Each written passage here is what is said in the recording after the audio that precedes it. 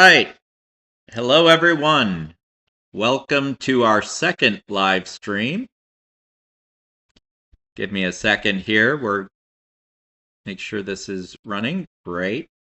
So, just so you know, we did just finish our first live stream, and we do need a few minutes to switch over to our next team, and I need some for a bio break, but please do stand by. We will be starting shortly. And in the meantime, you can feel free to be contributing to RPGs versus AD to help us unlock our next goal. And feel free as well to like and subscribe to the stream while we're waiting. I'll be back. Let me get this for us.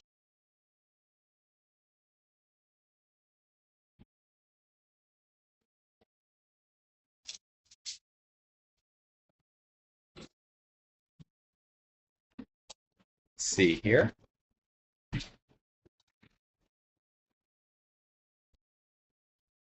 All right, guys, we're getting assembled. I'm the special birthday girl. All right, you are the special birthday girl, so we will have you sit there. I had to all dress up and stuff. So, hello everyone, and welcome to our second live stream for RPGs versus AD, our longest day fundraiser for the Alzheimer's Association. I am your revealer of worlds, as the game master is called in Clever, Cool, Crazy, Glen Finney. I am going to take a brief break because I was just running a session, but I will have our team of protagonists, as we call player characters, these are players, but who will be running the protagonists, introduce themselves and keep you entertained and tell you a little bit about Clever, Cool, Crazy from their perspective while I get ready to come back. Over to you folks. I can talk, yes. Damn, I need to do a thing on the phone. Okay. I'm Alex, and I will be playing Drac, the Aarakocra, swashbuckler. A D&D character I play, usually, and that has been vamped into a Clever, Cool, Crazy format. My beloved brother, do you know what the genre is for this game? Dad said it would be fine. I'm just curious what swashbuckling in the modern age means. They're a digital pirate. Are you a digital pirate? Are you a Asian costume? So cheap. Oh goodness. I'm not. Well, he still has the sailor thing, so I guess it's more modern day pirate than digital pirate. Okay, okay. That's not valid or anything. I just was curious because I don't know much about modern day swashbucklery. I don't know much about it either. I don't think there is much because of. Don't say that. You don't. The whole internet will tell you so many things. You know that's somebody's hyperfixation. I said I didn't know. I don't know if there is much. There's probably some. There's going to be more people. This is just their intro vamping. You don't.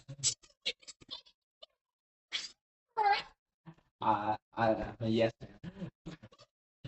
I think the internet will find you quite amusing, quite frankly. Yeah. Anyways, I'm Plush Pup. I'm also Star Finney, and it's my birthday. My day is the longest day of the year, even though I kind of like the night more because my name is literally Star. But oh well, the world has a strange sense of irony about such things. It just happens to be. It's an irony thing. It's beautiful and poetic. And I'm going to be playing a character named Igna Valor. She's a an anthropomorphic silver fox magical girl. Okay, I'm William. I'm gonna be playing my name's gonna be Andrew Morose, and I'm gonna be playing a undead private investigator who's trying to find the person who killed him. That's my shtick. Is he just a No. is he just a boring human He's man? a skeleton. Oh, that's more fun. That's much more. Is he a normal, boring human man skeleton? Yeah. Fair enough. Well, the fun part is that he's not alive. Yeah. Yeah. That is pretty fun. I'm just saying, it's not like I made a character that was undead and I made them like Yeah. a bull Yeah. person or anything like that. It was valid of you asking. I'm getting out all my hand gestures because this is going to be the first major stream I'm doing where my hands are free. They're free. I can touch things. You can touch them. And the You're a real screen girl. and the screen can witness it. You're a real girl now. I'm not a real girl. I'm an e-girl. Now you're analog. And how do you play Clever Cool Crazy? Nice. With D6s, usually. Yeah, I got a couple. Just a couple. Quite a few. Does my regular favorite dice set not have a D6, or is it just... Oh, it does not. Wow. You'd never know. Like this. My it's a good dice. my Prince Blood Stars don't have a D6. I have an entire galaxy set of I've got some D6s. glow in the dark D6. My entire D6 thing is here, D6. Yes, because you've got like every single dice known to Josh, Yeah. known to man or demon. Yeah. These aren't even all. It is true that Liam is our resident dice goblin. Yes, I have a lot of them. No, he's a dice dragon. Goblins have less than him. Okay, I stand I have corrected. a third Yes. on stack. And I have these lovely birthday dice that Liam got me. Unfortunately, I won't really be able to use most of them until our 8 p.m. Eastern session of Dungeons and Dragons with Esper the Bard and the folks from Myriad Legends. His Icaros fantasy setting, which I'm mangling pronunciation, but we'll get to that later. So, today we are doing a special birthday session of Clever Cool Crazy with Star Finney as our guest of honor. And this is a light role-playing game system. Universal can use it to play in any genre, and definitely is. Oh, we have someone who recognizes you. Yes, Liam was one of our players in the Curse of Strahd team game. Very depressed. Yep, there you go. Yep, where who do you play in Curse of Strahd, Liam? Sturge Gracelod, the tanker. Yep. And I like to. Oh yeah, he hides as well as Waldo does.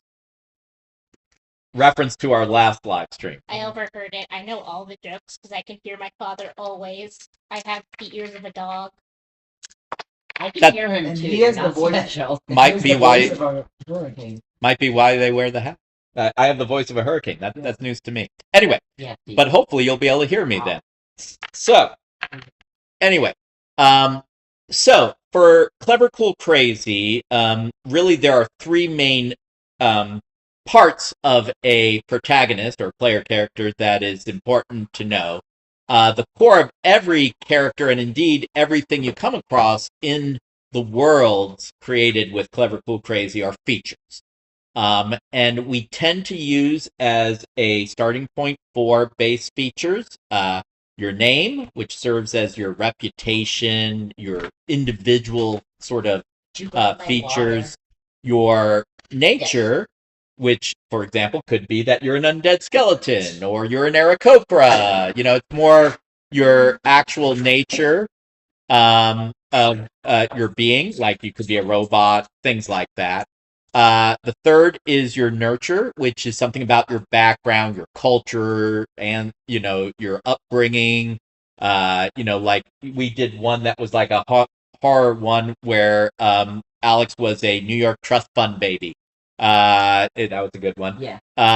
And then the fourth I have renamed is your niche, which is how you get by in the world. You know, your profession, your class if you were playing something like Dungeons and Dragons, your or sort of how you survive. Maybe you're a scavenger on the wastelands, things like that. So those are usually the four. You can have more features. The person who sets up the game, the revealer of the worlds, will, with the players who will be playing the protagonist, pick what the genre will be and sets the level that the session will start at. And it may be a one shot, it could be a long form campaign, and that will determine usually how many starting features you want, as well as how many points you want to go towards those features. Because every feature has a qualitative descriptor, which kind of is the definition of what you can do with it, and a numeric value, which is how strong it is as a base for actions. All right. We will explain a lot of this as we play, and you'll be able to see it. Also, whenever an action is called for that either the results are uncertain or different degrees of result would be narratively interesting or important, it calls for a roll, which we use in Clever, Cool, Crazy, our patented dueling exploding dice system. So that's what they said about D6s. But in Clever, Cool, Crazy, D6s, the sixes count as zeros and the fives explode.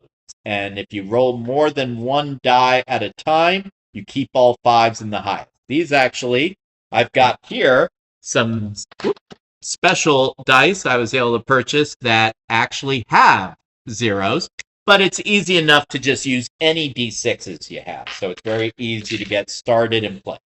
A little sneak peek, it is my plan to release a very short, like literally 13-page long Word document tomorrow for free RPGs Day that people can access and start playing. This is truly an in-development game, so it is being modified and changed every time we play. I tweak it a little bit. A lot of the core has remained pretty similar, but you don't be surprised if we innovate it further between the version you see tomorrow and future versions. But you definitely want to keep up to date. I am new to actually posting things on my YouTube channel, but I will try to start posting updates of Clever, Cool, Crazy. We'll certainly continue posting updates, and there goes the dice flying, of RPGs versus AD, as well as my day job is I'm a behavioral neurologist and study all those things the brain does that are particularly human, like language, tool use, personality, and diseases that affect it, like Alzheimer's disease and related disorders. So we will also start posting some of the materials I've put out on a video about Alzheimer's disease and related disorders, about the brain, and we'll be adding to that in future. But I do want to also update you before we get in and I turn over the spotlight to Star and the gang, that we will be also doing some giveaways for RPGs versus AD. Both the Dungeon Coach, creator of DC20, which we played in the a few of the live sessions for RPGs versus AD, and actually was our first one on today's longest day, is donating some books for DC20 that we will be giving away at the end of the 2025 RPGs versus AD longest day season. And the people at Evil Genius Games also are donating some virtual tabletop access and even a physical copy of their core book, and I believe the Vault. We're going to basically, at the end of the RPGs versus AD longest day season, which should be the end of July, we'll do a final live stream where, of all the people who have donated to RPGs versus AD, I will do random selections, and as long as I've got an email, which a lot of times with the donations we get emails, so that helps us, I can get you linked up for your winnings. So keep watching the Glen Finney YouTube channel. That is where we will update when and where the live stream will be held at for the actual giveaway drawing. But don't worry, you don't have to be at the live stream to win, although we love to have you, as long as I have an email attached to your donation. So, having said that, let's see here. I do have in our live stream Tabletop Phoenix saying he's seen this played a few times, and we definitely would love to have Tabletop Phoenix play with us sometime, and we'll get that scheduled for you. And I'm just trying to figure out if I had time, I'd set up a split screen and get you in on this game, Tabletop Phoenix, but we do have a lot to do and a short time to get there. So we're going to launch right into Clever, Cool, Crazy, and you're going to see shortly that Clever, Cool, Crazy is not just the name of the game, it is also a core mechanic to the game. So, it is. So this is a modern fantasy setting, and I'm going to turn it over to Star. Star, tell us a little bit about the world that your protagonist lives in. Well, I was thinking that the plan was for it to be sort of a world where there's like baseline level mundane magic, sort of every day. People can do neat little tricks and illusions. People can maybe levitate 8 little objects here and there, or do sort of low level magic things. And species outside of humans exist that are able to sort of, be citizens and stuff, such as bird people and fox people. And there's also undead. I think the undead are probably a little bit less common, but not out of the question. Like he wouldn't have to be in hiding to exist, but people would. He's going to turn heads in comparison to the fox and the bird running around. And this my character is like a college student. I think. Okay, so you're definitely the oldest character. Well, yeah. You're the youngest character. Our ages in the game are literally the inverse of real life. I'm the eldest sibling. I'm playing the youngest character. The middle sibling's still the middle because that's how Middle's it works. worse. And the youngest is now playing the oldest character. So there's that, which is funny to me. And my character is a young college student who has as her sort of like actual day job being, or it usually actually is more like an evening and night job because she takes early morning classes, is as a magical girl who helps sort of do who helps sort of I think magical girls are sort of like a nuisance to the law enforcement of this world, where it's like, stop trying to do vigilante justice, and it's like, no, I want to help, I want to do the trans magic, and I have magical love friendship powers that can do things that guns can't. And that's sort of what my character does. She has a very strange sense. She has a very complicated and strange sense of dynamic with morality in terms of laws versus right and wrong. Yeah. But a strong heart and a love of love. Love wins. Love wins. Absolutely. So, what numeric value did you give to your character's name? I gave it a 2. Okay. So, 1 is basic novice, 2 is a little further along novice, but not even a 1 is bad. That's why I gave Drac a 1. And yeah, tell us about Drac. Drac, the swashbuckling Aarakocra, he has a 1 in his name because everything else seemed a little more important to Drac. But yeah, he's charismatic. He does a lot. All right. And charismatic, what value did you give that? 3.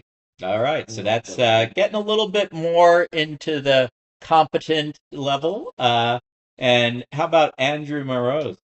Okay, so I'm a skeleton. I'm undead. Yeah.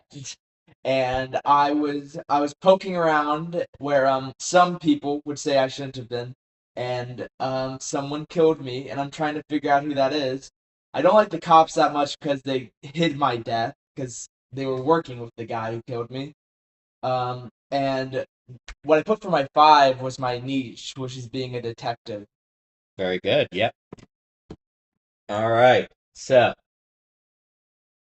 Andrew, Yeah. what brought you to the shop? And what's your character's first name again? Igna. Igna works at. I probably heard that she was having like run-ins with the law and was trying to do her own vigilante justice.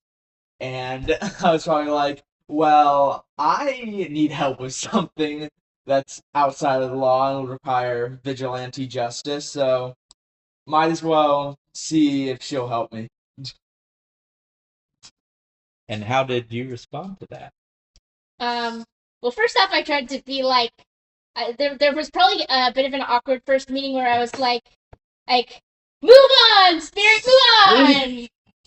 I believe it. And then it was like, no, that's literally what I'm trying to ask you about. And it's like, oh, okay, this is a move on thing where you don't need emotional closure, you need material reparations closure. That's different. Okay, long-term projects then, fun. And she decided that this was going to. She decided to immediately be like, we're friends now. We're gonna team up because what's a magical girl to do without her magical crew? I need a magical crew. You're gonna be part of my magical crew now. Whatever you say. You know, I think this is an interesting meeting. Yeah. Is there anything in particular when you met Andrew and heard his tale that you wanted to do to assist him? Well, I immediately wanted to start. Up until that point, I had very little knowledge of the like actual sort of people in the precinct and like the local cop sort of circles. I just knew them as those guys that keep getting in my way and thwarting the message of love and beauty. So I just kind of very bohemian. Yes, I was very bohemian. Igna's very bohemian, and despite the fact that she dresses like this. She's a quirky girl, not like other girls. Except that's a silly thing to say. Anyways, point is that she basically is now kind of like looking into low-key, like trying to get down the names and numbers of all the cops and stuff to figure out like who these guys are, so that we have some idea of maybe which ones were like prime in like actively doing the whatever happened to him. Okay. So basically you went undercover? More like stalking. Okay. Is there anything about you that you think would be especially useful for stalking the corrupt police? I'm a fox. That is true. I have 4 in fox. 4 in fox, okay. I think that foxiness plays in. What's the numeric value on that? I said it's 4. Oh, yeah. 4. 4 in fox. 4 in fox 4. I love it. I love the alliteration. 4. I'm a big fan of alliteration. No. All right. I would say that sounds like it would definitely be a feature that applies. Now, you want to first figure out what the action is and what all features might apply. So at least we've got one. Any other of your features that you think would apply? It's my most minor trait, but potentially fantasy city girl in terms of like knowing the area. All right, I would agree. That would help you with stealthing, and that's a clever way to use your skills. So, in our current version of Clever, Cool, Crazy, you figure out all the features that apply, and you choose to use the highest, and then one other that gives you an additional point to support it. Yeah. So, are there any other features, or you think those are the good ones? Those are the good ones. I mean, I could maybe be pushed like college student as making me seem more innocuous, but yeah, I would say I would probably keep those. I think that makes a lot of sense. So, do I say that it's crazy for me to stalk the police? Oh yes. Yeah. Oh, it's certainly crazy. Crazy like a fox. Yeah. Yes, and yes. So it is definitely crazy like a fox. So you're going to get a point of crazy. We told you it's a mechanic. I think the fact you're using your knowledge of the city is clever. Mm-hmm. I think if you pull this off, It would be. it would look pretty cool. Mhm. Okay, so I'm very good at getting like all three usually, or at And- least two. and that is hard. In Clever, Cool, Crazy, once you describe what you're trying to accomplish, the Revealer of Worlds, or Rove for short, will adjudicate whether the action is clever, cool, and or crazy. It's pretty easy to get at least one of those. Pretty common to get two. Getting all three, a little hard, but it happens a fair amount, but still a little hard. But I would agree, you managed to pull in both clever, cool, and crazy. Mhm. All right. So we've got the base of 4 for being a foreign fox, plus her knowledge of the city adding 1. So we're up to 5, and we haven't even rolled anything yet. She's got all 3 points for being clever, cool, and crazy. So that's going to add to that 5. So already we haven't even rolled, and they're at an 8. So that's good. Now, I've played this game several times, so I'm kind of good at getting the stats high. absolutely. And Star, Mhm. is Igna have any conditions? I don't think she has any conditions. And you may not. A lot of starting characters do not have what we call enduring conditions, which are things that might work against you on rolls, although some do, and you can take an enduring condition to gain extra points at character creation. Conditions do come up a lot as you play, though. Mhm. But I don't have- right now you don't, which I is don't. great. So, you've got a base of 8 already. Mhm. You're being clever, you're being cool, you're being crazy. So your total is 8 without even rolling. You can choose to, as usual, just roll a single d6, and if you get a 5, it explodes, to add to that, or you can choose to spend some effort to roll more dice to try and improve things. Now, for this session, a good rule of thumb is having at least starting effort equal to the number of hours you plan to play. We're playing about 3 to 4, so let's say we start with 4 effort. Okay? Mhm. And you usually don't go higher in the amount of starting effort than the highest feature you have, as a general rule of thumb, although it's not a hard and fast rule. So you've got 4 effort to start with already. You can spend up to 3 of that because you were clever, cool, and crazy. You can't spend more effort than you have clever, cool, and or crazy. Do you want to spend any? Not yet. I think All I'm right. gonna. I think that's very reasonable. So give me that roll. What'd you roll? 3, All right, you rolled a 3. You're going to add that, so we're already at 11. you got it. So I, though, as the reveal of worlds, the world always pushes back. So we're at an 11. I would say this is actually a little challenging. I mean, you're trying to basically surveil the police who are trained to recognize when they're being tailed and to keep some situational awareness around them. So I'm going to say this has a fairly, significant challenge to it. I'm not going to make you roll against like specific police officers because we haven't identified any. And this is really more to assist Andrew. So I'm going to put the base at a 5 for this. Definitely challenging, and I'm going to roll as well. And I rolled a 4. So a 5 plus 4, I got a 9. You got 11. So that means that you succeeded.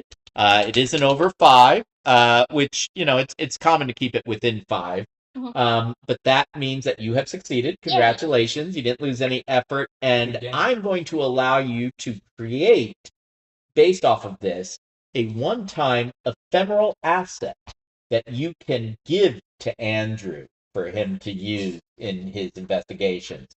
And you get to describe what it was you learned in this endeavor that will aid Andrew in the investigation.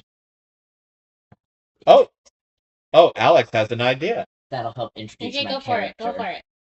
You learn that the docks are definitely where the most corrupt of the police like to hang out. Okay. Maybe they're involved in international shipping and smuggling. Oh yes, they definitely are. I think that's a great idea. Yeah, I like this. Working with the Well, no, maybe she's just. All right. So, Okay. Andrew, you may add to your character sheet a asset 1, you don't have to put asset, but it's under your asset section. Mhm. The answer involves the docs 1. And you will be able to use that on one action to try and increase the roll. You can just one-time use. It's a one-time use. Okay. Yep. It's an ephemeral asset, so usually those are used and done. You can, like certain games give you magic items, or you have very special equipment, like let's say a certain character in Walking Dead has a bat they're very fond of called Lucille. You might give a enduring asset, and even at character creation, you could choose to spend a point or more to create an enduring asset rather than a feature. A little risky because you can lose your assets, even enduring ones. But features tend to stick with you. But you have an ephemeral asset, which means it's just for a short term, and in this case, just a one-time. But that's based off of the success. So protagonists can create assets, usually ephemeral, through their actions, and that's what we did just now. Yeah. All right. So why don't you guys describe for me how you use this information to go and investigate, and how that led you to track. Well, When we sneak down to the docks. I think, the sort of straight and obvious Yeah. path feels sensible this Go to time. the dock. So we're probably going down to the docks. I'm wearing a big oversized trench coat that I've got all like buttoned up, and I'm like hiding in, sort of like. Partially because also the docks are cold. The docks are cold and windy. Yeah, they are. And I've also insisted that you're wearing a big trench coat, but you probably also already have a trench coat because you're a detective. But I was like, it's no, a bigger trench coat. I have an even bigger trench coat of my trench coat I already have on. Yeah. Do you also have a trench coat? I don't think Drac would wear a trench coat. I feel like he would wear one of those I think he'd dog wear coats, a dog coat. Yeah. A pea coat. Okay. Mhm. You know what? For the sake of fun. Oh, by the way, I should mention, because we He unlocked. doesn't like things interfering with his wings. That's fair. Understandable. That is fair. We Maybe could've you have a cloak. Yes. Oh yeah, You No, also he could definitely like has it. put holes in them. Yeah. But I should have mentioned, because we unlocked our first goal for the live streams for today, you all were awarded a point of awesome, which means you all actually have one more effort than our starting effort. That is So you greatly can. appreciated. Yep. Well, that was from the donations from our supporters. So I thank you know. so much. That's who I was appreciated. Mm-hmm. All right. So, given that, I thought it might be fun, given the discussion we just heard about whose coat is better or cloak. Yeah. I think we're going to have a contest to see which of you had the best cover up and which the least. So, they're actually going to roll against each other, not against me. So, Why would Alex be covered up? well, let's start with Drac. So, Drac. Oh, well, there's the coat. Yeah. Props, ladies and gentlemen, and you didn't even have to unlock it with your donations. I just like getting props. Yes. Let's give Star props. Yay!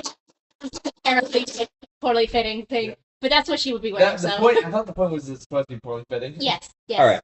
So, you all are going to have a contest between you to see who's got the best versus least best of the coats. So, I'm going to ask each of you to look on your character sheet, determine what feature or features apply. By the way, there is something we need to do before we go into that. You already made a roll, which means you get to add experience. Yay!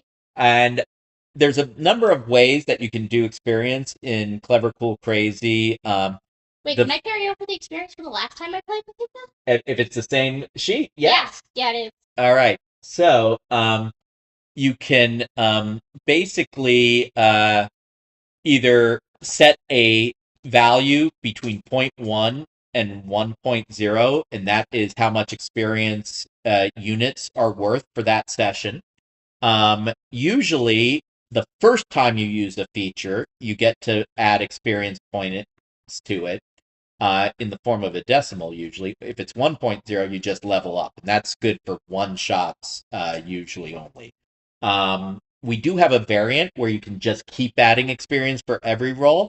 For simplicity, why don't we make the experience value for this session 0.5? So you may add to your foreign fox a She's 0.5. Silver Fox girl. It was Silver a Fox. 4 numerically, not foreign. Oh, Sorry, 4. My bad. All right. So, did you have any experience points already attached to that? Yes. In fact, now she's 5.1. There you go. She has leveled up that feature. It's now from here on after that roll going to be a 5 and still has a 0.1 of experience to build on for future growth. What about your, what was it, your knowledge of the city? What was that called? That's a Fantasy City Girl. Yeah, your Fantasy City Girl at a 0.5 as well because it helped in the roll. Mhm. And what does that bring it to? It's just 1.5 now. Okay. So one, in this case, Star is using a character who had played in a previous session, so was able to level up that one with this high level of experience, but has a good base to maybe level that other one up at the end of the session, which we'll talk about at the end of the session. All right. So that, but it was important to do that because if they use their Fox feature as a base for this roll, it'll change the total. All right, but we're going to start with Drac. Drac.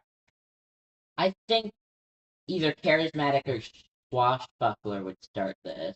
Oh, I definitely think it would be very important for Drac to be a charismatic and a swashbuckler with their attire. I would agree with that. My brain would go more swashbuckler though, because charismatic feels more like personality. Yeah. Well, but you accessorize to enhance your personality. But let me ask this question.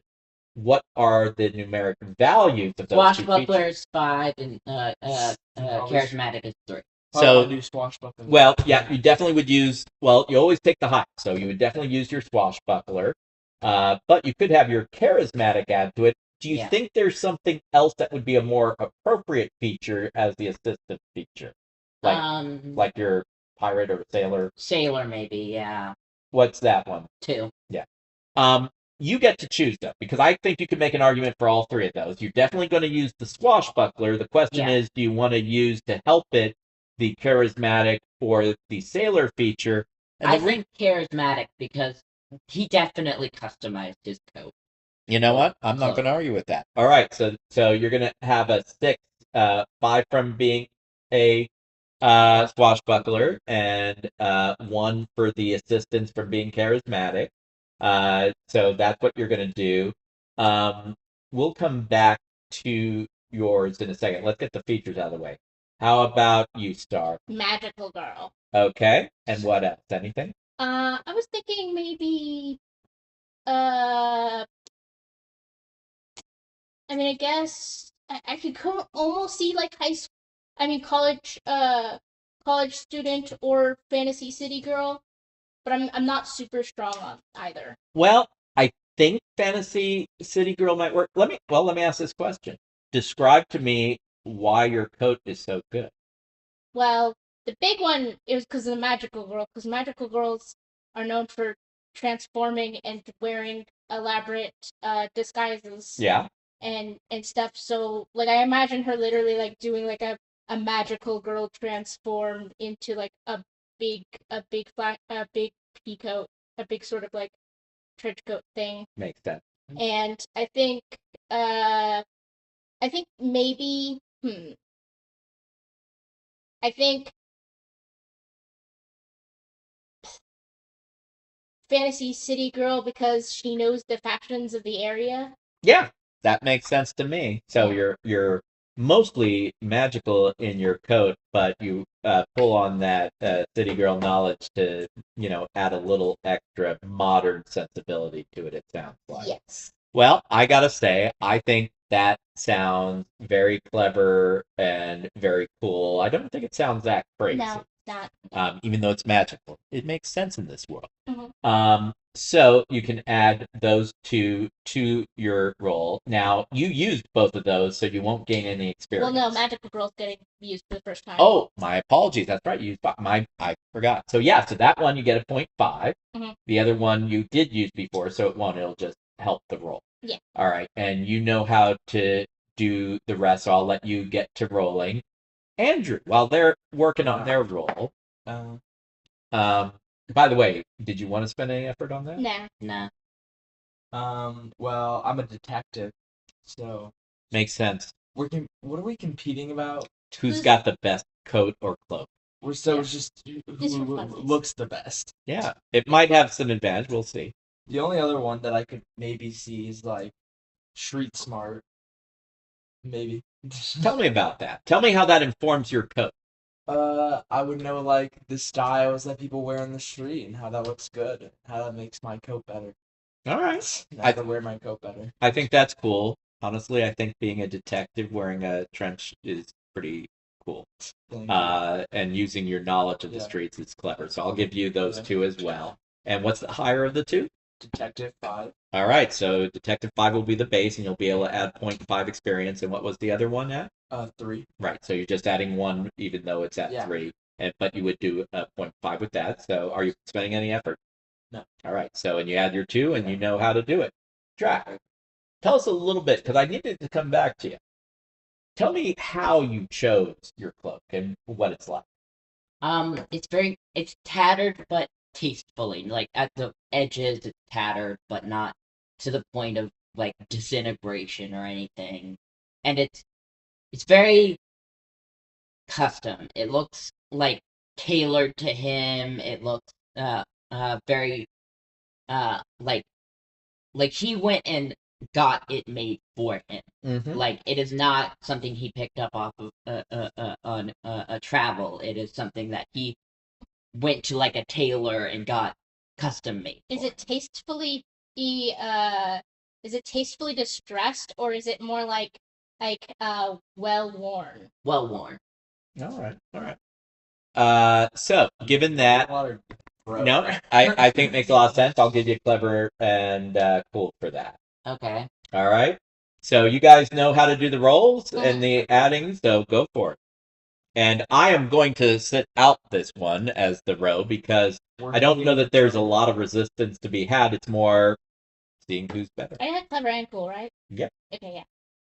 I got an 11. I got 9. All right. Hold on.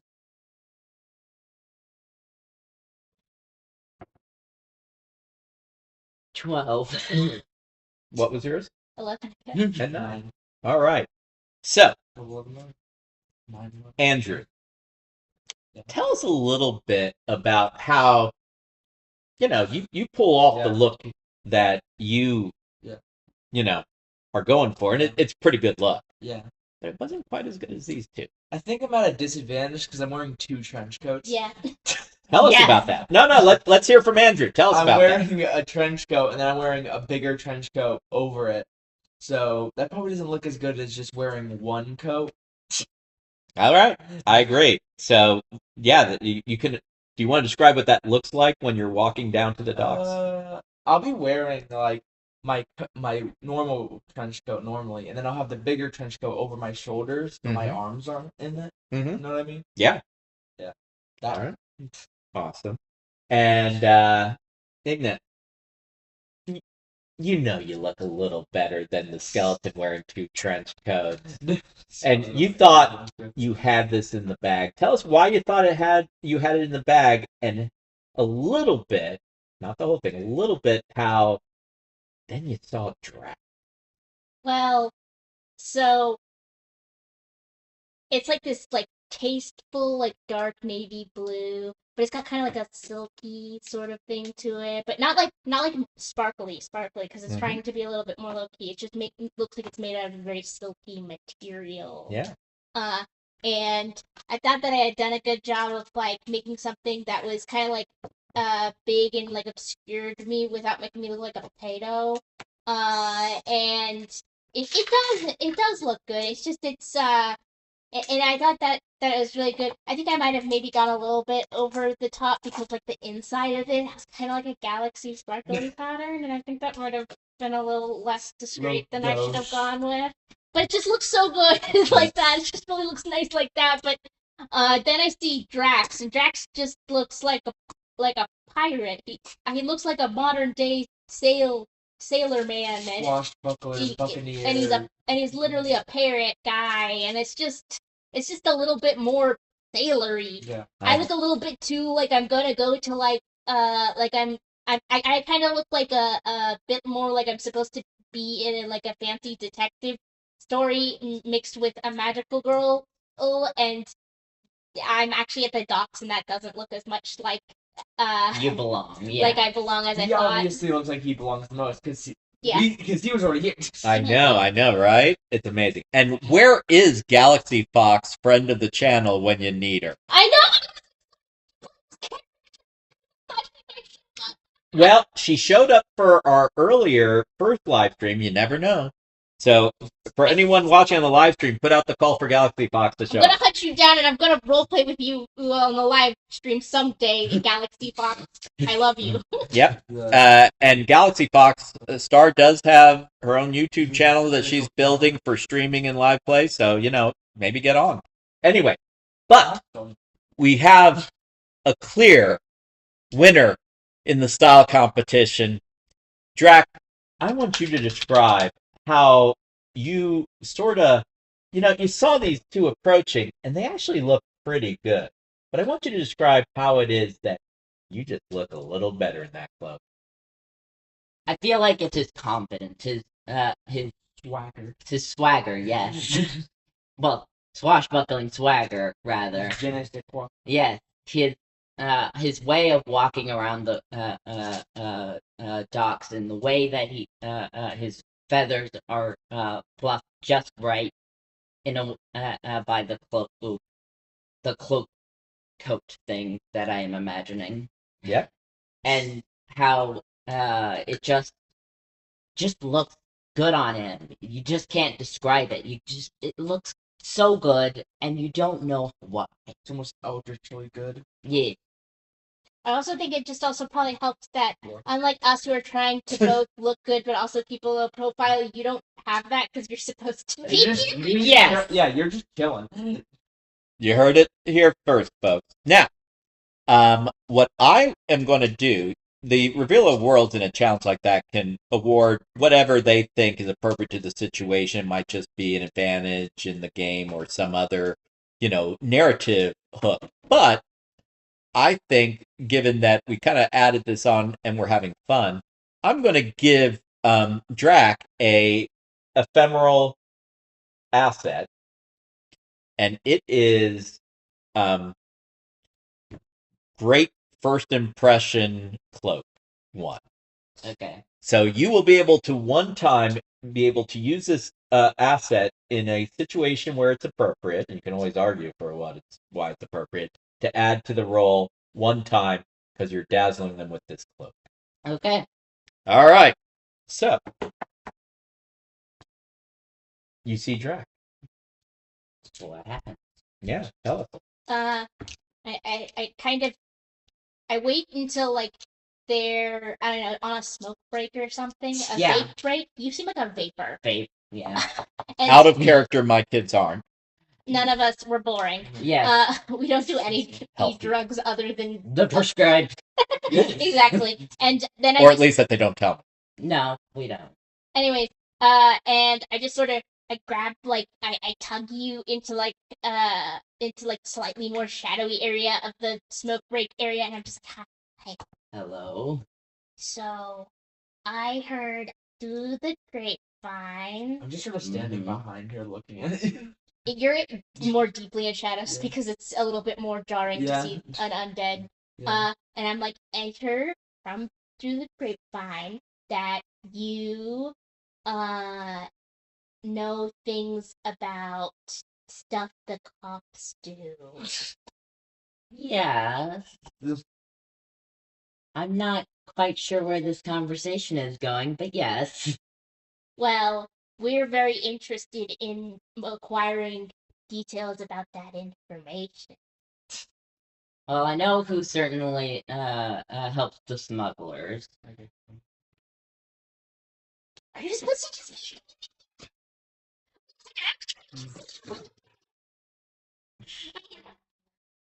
I've got some blackmail I can do it. Mission They won't hurt accomplished. me.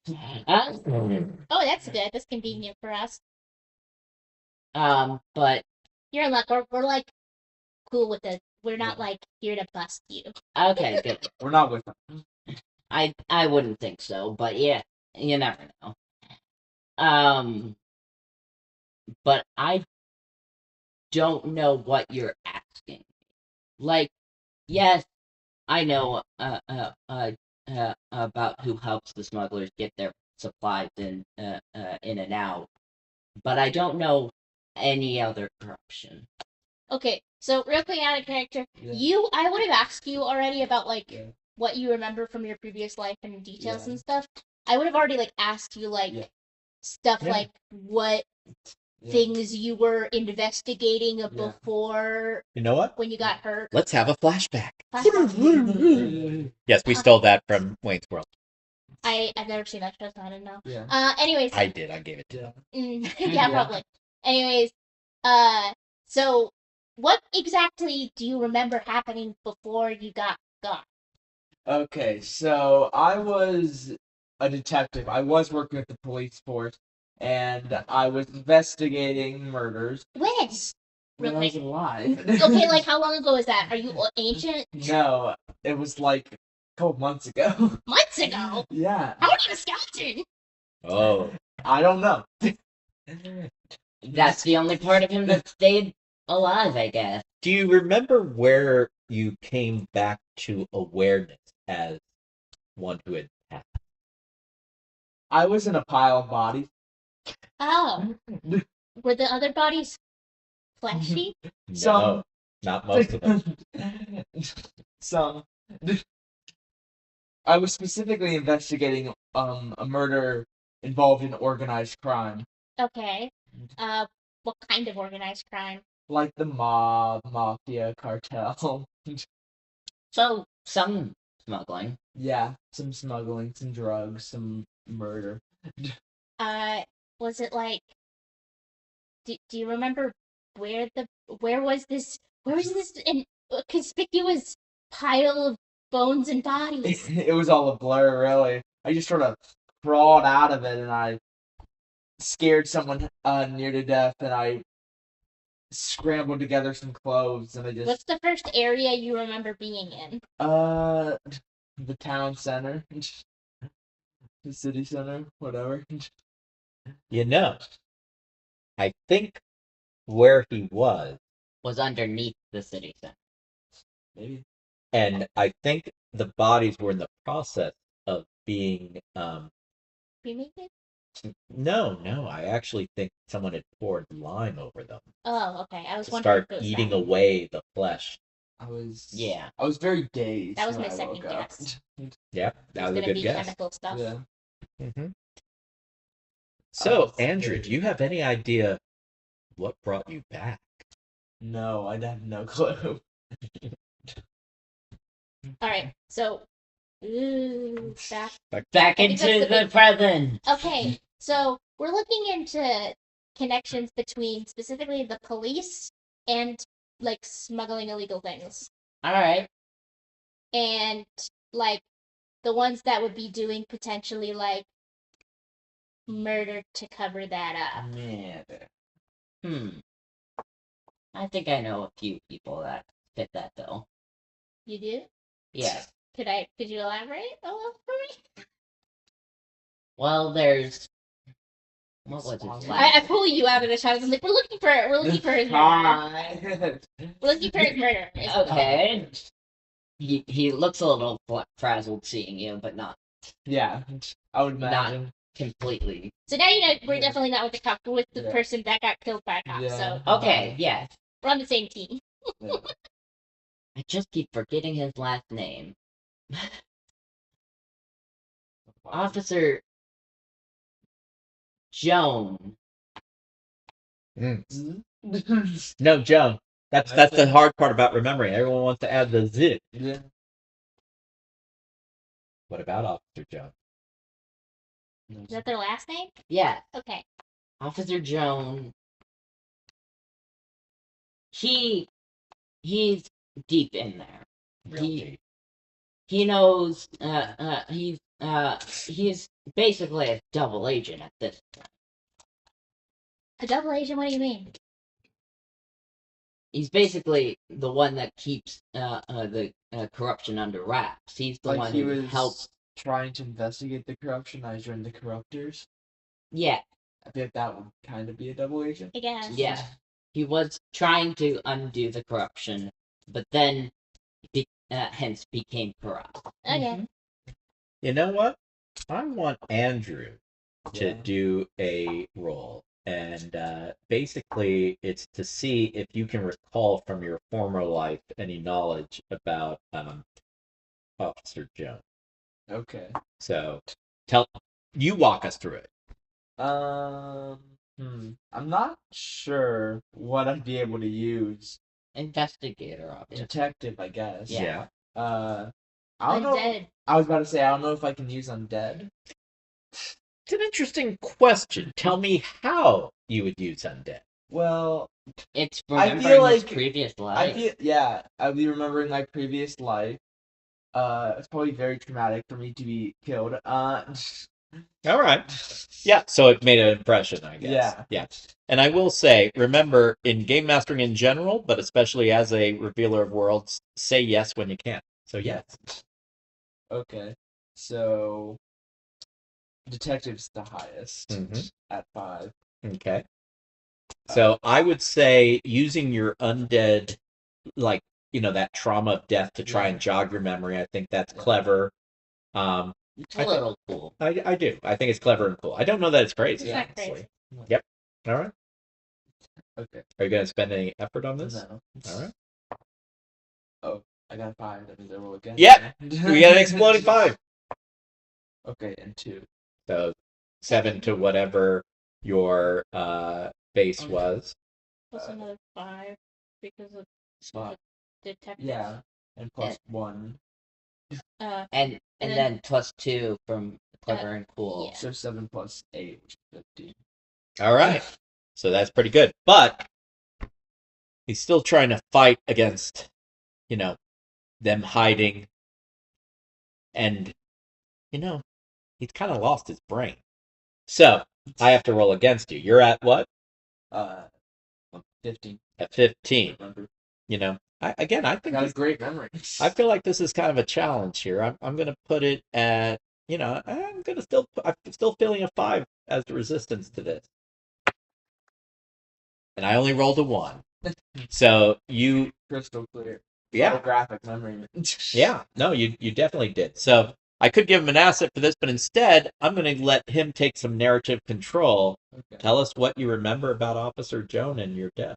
I remember that leading up to the days of my death, he sort of threatened me passively and, sort of hinted to me to stop looking where I was looking.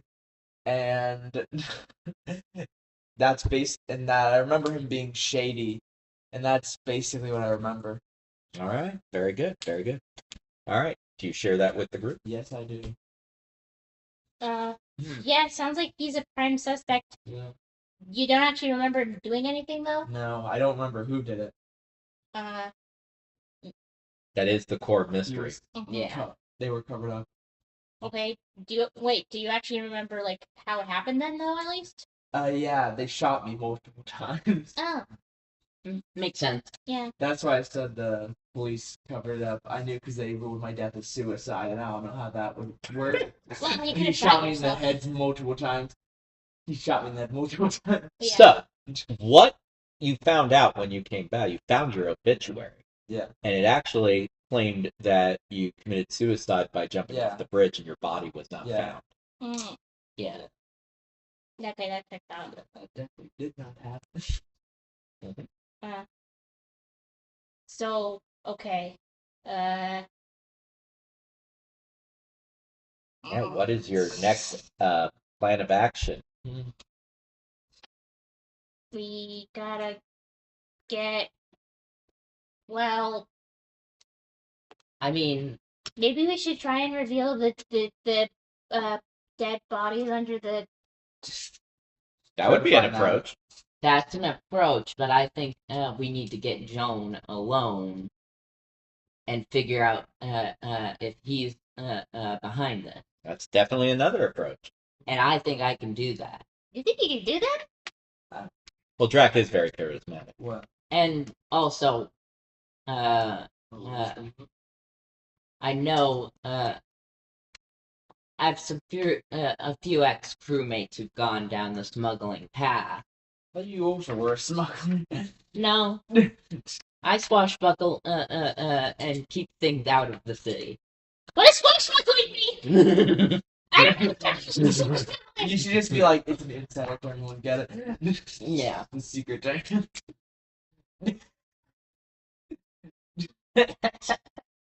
Okay. Unless you want to explain what's No, it's fine. No, it's fine. Yeah. I think it's funnier to Pepe. Yeah. Yeah, I swap, but what does that mean? Don't worry about it. Yeah. Yeah. If you know, you know. Yeah. If you know, you know. Okay, so, wow, that's really convenient, huh? Hello, Well, too, can we? well, how do you plan on getting him alone? Well, it's simple. I have my contact set up a meeting and show up. Okay. How will you get the information out of them? How's that just gonna come up in conversation? That's not what's gonna happen. What's gonna happen is I'm gonna get him tied up and we're gonna torture it out. Oh, But torture's not gonna torture's get not him gonna people. work. Torturing is really ineffective. He's just gonna say anything. to Yeah, make it torturing stop. doesn't actually work. He could just lie and Fair, go on we a could- wild goose chase. Well, You need to get his we're trust. definitely tying him up and getting him. Are you somewhere. sure about that? I feel like he's gonna be a lot more responsive if he trusts us. He'll be more willing to tell the truth than if Fair. we tie him That's up. entirely fair. So Aren't you what? charming? Yes, You got that fancy look about He's you. Yeah. very charming tying people. but I'm not the most charming. Kinky. So what I'm hearing is that your protagonists are planning to entice Officer Joan to meet with you.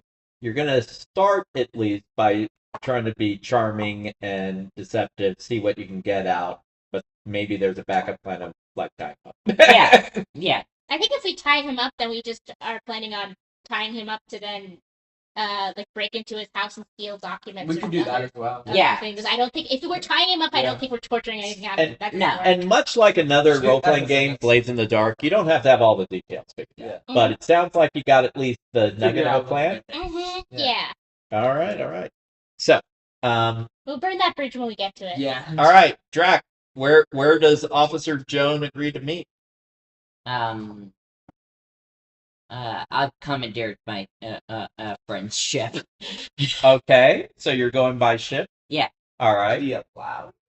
Yeah, of course. Is it the Okay. actual ship, or are you taking like a boat off the ship? Boat off the ship. Makes sense. All right, so you're taking the boat, and where are you taking the boat to? Well, there's a small island off the coast. Okay, so maybe that's someplace the smugglers use when they want to be particularly isolated for deals. Yeah.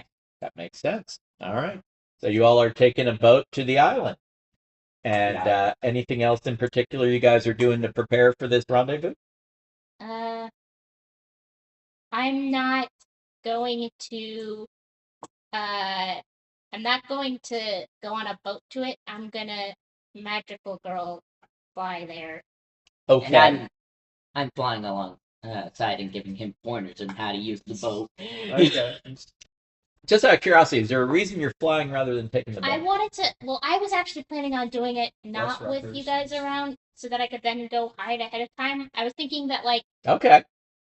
I'll tell you how to get to the island. yeah, and then I'm going to like hide ahead of time, so that like I can potentially help ambush Yeah, that sounds good. So maybe what I'm hearing is you two will fly together with Andrew driving the boat until you get in eyesight, at which point Andrew will go undercover, you'll go driving the boat because it's Yeah. supposed to be yours, and Mhm. you're going to try and disappear. Is that what I'm hearing? Yes. Mm-hmm. All right.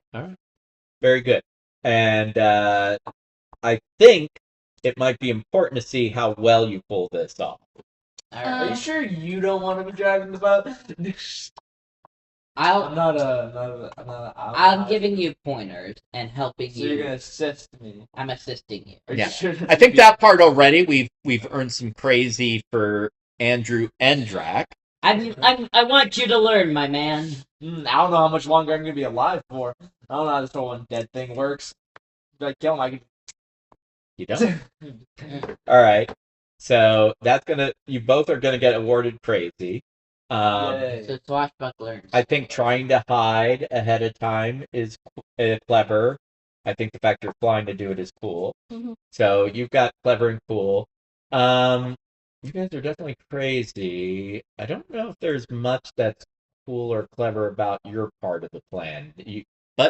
But another player can argue for at least one point of clever, cool, or crazy that the row doesn't award. So Wait. I think I it's think clever it's clever that ambush. That like how Who he was- already. Oh. It's already part. of it. You mentioned you. Okay, so who has what? you have clever and cool. Mhm. Right now, these two just have crazy. Okay, I think. I think it's cool for a skeleton to be driving a boat. You know what? I'll give you that. I'm going to give you Right that. on. So clever and cool. I mean, crazy and cool. Yeah. Not clever. I think it's clever for us to like go and stake things out and prep ahead of time. Well, that's what you're doing. Yeah, true. I guess. I'm helping prep too. How? Because I'm flying alongside her to get her into a place where I know she'll be hidden. And you are the one who suggested the boat and the rendezvous, so I'm going to give you a point of clever. Yeah. So you're getting cool and crazy. I'm okay with You're getting clever and cool. You're getting clever and crazy. Okay. All right. So you guys know it. Are you spending any effort on this? I'm spending effort. I'm spending one effort. Yeah. I'm spending Do we have every combination of two? 2. Yep. I'm spending 2 effort. All right. I'm not gonna. Let me think. Yeah, that's up to you. Because I don't know what I would add to this. Well, you already said it's cool that it's a skeleton driving a Yeah, boat. but I'm So not even. I guess, but I don't know how me being undead specifically like helps me drive a boat. it helps you be cool driving a boat. Yeah. What are your other features? I have undead, street smart, detective, and hand-to-hand combat. I think street smart applies because you're Yeah, kind of doing yeah, I this guess to make sure that you're putting them away. So which is higher, your undead or street smart? Undead. Okay, so that'll be your base. And I'm trying to remember, have you used both of those? Yeah. All right, so you know how to do the math. Can I also use silver? I plan on using magical girl obviously for the main one. Can I also use silver or fox for like the fact that I'm sneaking and hiding If you wish. for a +1 You what? for just the like +1 extra? You can. What was the other option for the +1? I didn't have like a major other thing. Then for just the use +1. that. Yeah, Mhm. it just made the most sense. Yeah. So I have a total of 17. Okay. How about you, Drac? I have a total 15. 15 7. and 7. That's my Okay. total. So 15, 7, and what was yours? 17. Okay. Got 10. So 7, 15. 17, right? Mhm. All right. I think because they're planning a rendezvous, and this is a little bit of a complicated coordination, this is going to be a little harder task. So it's going to have a base of 8. And in general, usually you see, for these kind of general situations where you want it about equal to the highest feature or 3 above is a good range of target number. And I'm trying to think here. I mean, it's okay if I sink. I'm not gonna like. It is.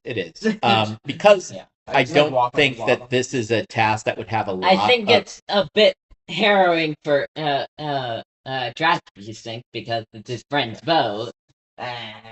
Because I haven't really Sure, made maybe this drive. against a specific person, but rather sort of against the situation, and this is something they'll either pull off or not pretty quickly. I'm not going to assign any extra effort to the task, so I have no effort to spend, so I'm only going to roll a d5, d0 to 5. And I rolled a 3, so 8 plus 3 is No, what? no. 8 plus 3 is 11. Yeah. All right. Higher than me. It is higher than you, but these two beat it, which is good. All right. So I beat it by 6. you did, which Almost is going to better than have I am. some relevance. And how much did you beat it by? 1, right? 4. 4. 4. Yeah. I got 50. All right. So we're going to start with your failure. I want you to describe how your failure almost gave up the whole problem, the Okay. whole plan. So I was driving the boat with help from Drac, but I'm not very Coordinated? Yeah, I'm not very coordinated. I don't really know what I'm doing. This is my first time doing this. I'm kind of driving it crazy, and I think that might start getting the cops to notice this little dinghy just going all over, and they might think about stopping me, and we may see them approaching, and then I just tell Drac to drive the rest of the way, Yeah. Okay. so we can outgo the cops. And how did Andrew feel having to turn it over to Drac there? Terrified. All right. And I think because the good news is overall the group succeeds, but because you failed against the roll, Yeah. you have Terrified 1 as an Okay. ephemeral condition. That will apply to the next roll you make. Oh, great. All right. So you got rattled by the whole Yeah. experience. I almost feel like saying rattled, but you used Terrified, so we're sticking with it. Mhm. All right. So the good news Rattled. is you did manage to succeed. Mm-hmm. So describe how you were able to cover for Andrew being terrified and get things set up for success. Can I have a small suggestion about one part of it? What is that? When you hand things off to him, it might be a dinghy, but there is like a little compartment for stuff, right? Yeah. He collapses into a pile of bones to hide in the stuff Yeah, to get real compressed in there, yeah. I can do that. Yeah. and also bundled up in his trench coat so that he isn't clanging around Yeah. and making noise. Yeah. All right. I'll technically in all my clothes. Very good. What about the rest of the description, Jack? Drac, when he notices that the police are taking interest in the boat, Drac swoops in and starts flawlessly sailing. All right. Yeah. Yeah, no, that it definitely came in. They kind of relaxed and let you go on. I don't know. I think even one may have winked at you, like maybe this is a corrupt cop that was on the patrol boat. Yeah. By the way, Star, Bardic Aggravation wishes you a happy birthday. Yay! And they also played Clever Cool Crazy for RPGs versus AD. Fun. Absolutely. So, this is, and you know what? You didn't grab my water. I'll Oh, go I get forgot. I'm terrible. I'm sorry. it. Okay. That happens. Anyway, for you, for Drac, I am going to say since you succeeded but didn't get above 5, I will give you 1 ephemeral asset going into this challenge. And it will be Confident 1. That's an asset, so you can use that once on your next roll. Alright. Now, in Clever Cool Crazy, we tend to announce the results unless there's a compelling narrative reason to do otherwise, in order of worst result to best result. Igna had the best result, so describe how your approach is really setting up your group for success in this mission. Well, once you pointed, by the time that you guys had to pass things over, we were within eyesight of the island, especially with my night eyes because I'm a fox. Yeah. So I was imagining that we're doing this during low light, like dusk or Yeah. later. Yeah. For stealth reasons. Mm-hmm. Also because that probably will help with my blending in because I'm melanistic Okay. silver fox and not Yeah. anyways, so you pointed out, so I'm able to just sort of dart ahead really fast and just completely forego this whole situation. Mm-hmm. Yeah. And start setting things up ahead of time. I'm able to like make sure that I'm erasing any like tracks I might leave behind, or I'm able to like sort of set up like a little magical sound dampener around myself and stuff, and just generally really sort of find like a little like rocky alcove that I can like tuck into and just sort of disappear. Yeah. So you actually exceeded it by 5. Mm-hmm. So I'm going to award you 2 asset worth. And because you were kind of separate from these two, I think it all should go to you. So I'm going to give you a one-time ephemeral asset, hidden 2. And when you choose to act, you will be able to add that. Mm-hmm. Okay? All right. So, all right, Drac, you're driving the boat up. Yeah. Andrew, what are you doing on the boat when Drac's driving it up? Well, he's hidden in. Yeah, I'm still hidden. Where are you heading again? In the compartment, with his cloak, with his Like coat, bundled up. All right. bundling him so that he doesn't make any noise. All right. So describe driving up to the island. Just smoothly sailing up, just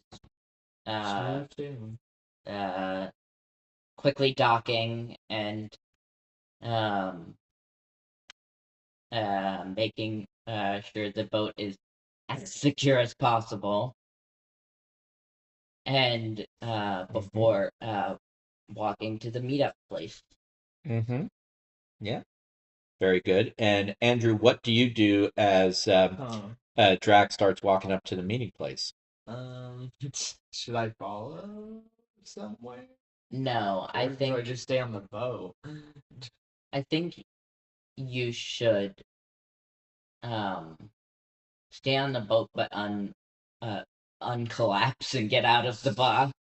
Yeah, but Well, usually you put like a tarp on a boat Yeah, when you aren't using it. yeah, especially at night. So like he's probably like hidden under the tarp. yeah. So you're gonna stay hidden. Yeah. All right. Mm. All right. Very good. If I hear anything coming in, I'm just gonna collapse again. Mhm. Collapse again. Got it. Yeah. All right.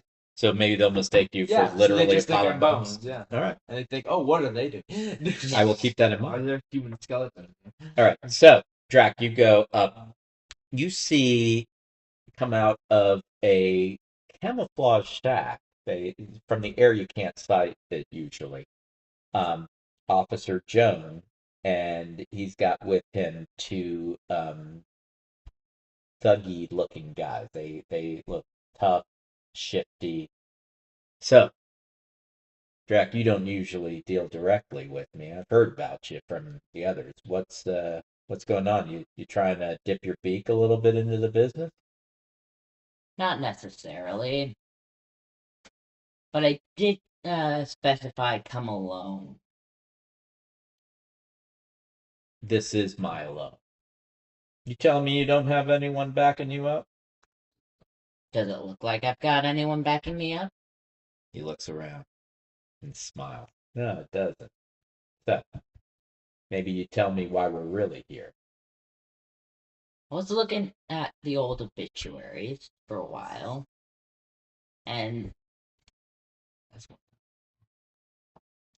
I saw one that spoke to me, said, in a way, and seemed a little fishy. In a way. Well, In a way. why are you worried about obituaries, and what does that have to do with me? So, I just want to know dramatic if you know irony. anything about this obituary, and I show his obituary. Maybe I do, and maybe I don't. But what's it to you? We got back up. You guys are not there. This I is know. Drax scene. I've been quiet. So what's it to you? I just want information, nothing else. All right. So at this point, I do think we need to make a roll. You're definitely being, There's my. yeah, Mm-hmm. and confident, so you can apply your asset. Yeah. I don't know that it's an interesting approach. I'm going to say it's more out of the box, so I'm giving you a point of crazy. Mhm. I think if you pull it off, the way you're kind of being confident and charismatic, I think that's kind of cool, very stylish. I don't know that this is the most clever approach, though. Anyone want to argue differently? No. No, I can't bullshit. Okay. I So- wanted to. I can't. So I will say this definitely is The cool and crazy. It's not necessarily the most clever approach, but what do you think are the features that apply to what you're trying to learn from Officer Joan here? I think what you said, yeah, about charismatic and the confident one asset. Okay. No, Any other features? I would go with swashbuckling. I It's higher, and this is crime things, and swashbuckling is vague, but it's crime Probably a things. crime. What do you think, Drac? I Swashbuckling. I'm trying, but I don't see that I'm using it that way, doing it that way. You're looking into crimes. It's your higher number. I'm trying to help you. I know, and I've got a plan for if it doesn't work that All right. way. All right. Hey. Then fine. Sometimes there are people who are optimizers, and there's people who are about the role play and even like to set themselves up for challenge. And that's okay. Alright, yeah. All right. Is there anything other than charismatic that you do think applies? Maybe my reputation. I agree. You are Drac. He even mentioned you. I think that's a good one. Yeah. Mhm. All right. Which is higher, charismatic or Drac? Charismatic. All right. So that'll be your base. What's that? A 3.5 now. All right. So 3 plus 1 for being Drac, which will add a 0.5 of experience after this. And then the asset of a +1, Mm-hmm. and I'm gonna use an effort. Okay. You're going to use 1 effort. Yeah. All right. So, given that, what I will tell you is Officer Jones is a little suspicious, but his studs have nothing to do with this, so they can't help. So he's going to roll against you. So the Revealer of Worlds in general cannot roll more dice than the highest protagonist in a roll. But because you're rolling, at least spending 1 effort, I think Officer Jones is a little leery. He's going to put some effort into seeing what's up with you.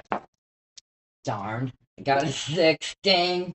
Okay, well, We You got had a two. 0. Yep. Yeah, and I got a 1. So basically you're at an 8. Now remember, Could have gone worse. after this action, you do get an effort back because you rolled a 0. 0s and 5s, you get extra effort added, which when you exploded, you should have added that. You remembered? No, I didn't. So go ahead and add an extra effort there. Wait, All right. Did I explode or you explode? You I did. exploded. Oh, Yeah. well, you did twice then, right? No, I think I exploded. I exploded once, then he exploded once. Yeah. Remember in the very first challenge you also did?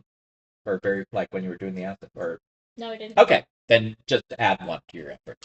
All right. So let's see how Officer Jones does. I'm using the dice tower for this one. That was So- dramatic. Even though I rolled 2 dice, I only used 5s and the highest. I did not roll a 5, and my highest was 3. So what was your total? 3 plus 2, 5, 1, and 6. No, plus You had 3 plus 1 from the assist, so that's 4. You had the confident, that's 5. You had cool and crazy, that's 7. And you add a 1, that's 8. 8. So wait, we're tied. I've added or nuanced in a few extra things as options for protagonists when they have a tie in Clever, Cool, Crazy now.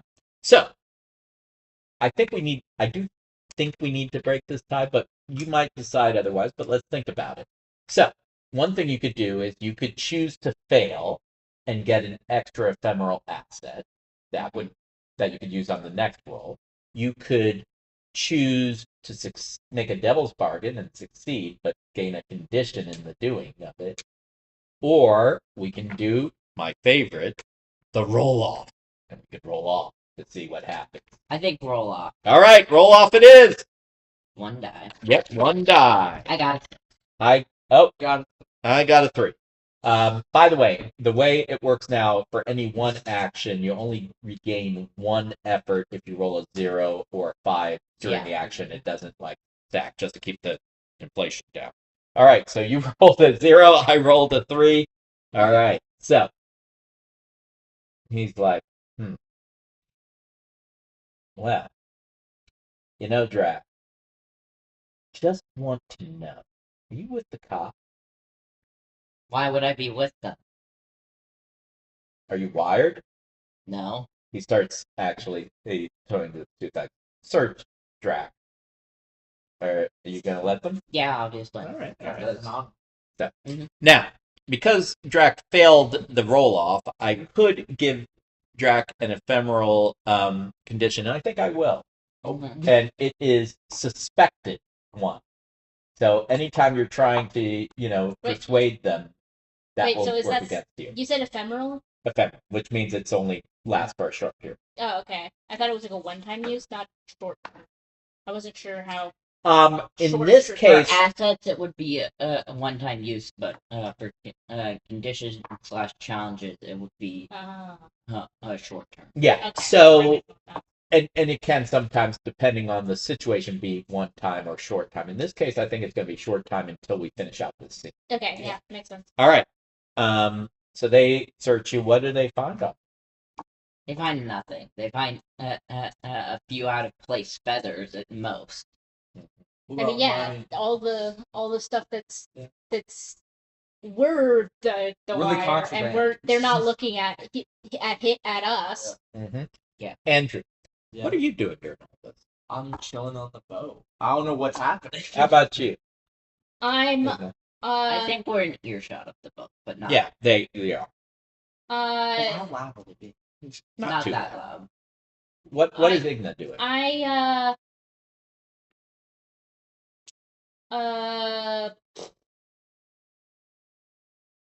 Thing is that I don't know how I can alleviate this situation in Okay. a way that would help. Well, don't worry about that. Just tell us what you're doing, though. Are you just listening in? I'm definitely listening in. I'm trying not to make things worse. Okay. Well, that in and of itself sometimes is a value. And So- your best way of doing that is not revealing Yeah. yourself. Yep. Yeah, there's not a way I can reveal there's not a way I can do a thing without putting heat on me that They don't would. know how to be helpful right now. Yeah. And just to mention, for those of you who are playing along, during Clever Cool Crazy, the reveal of worlds should kind of change the spotlight on each of the protagonists fairly evenly. Make sure you check in with what other people are doing, even if they're not in a direct action or scene. And really make sure you're calling on everyone before you do any further roles where it's feasible they would be acting. And that's why I checked in. All right. So they're like, well, you're clean at least. No wires. That's something.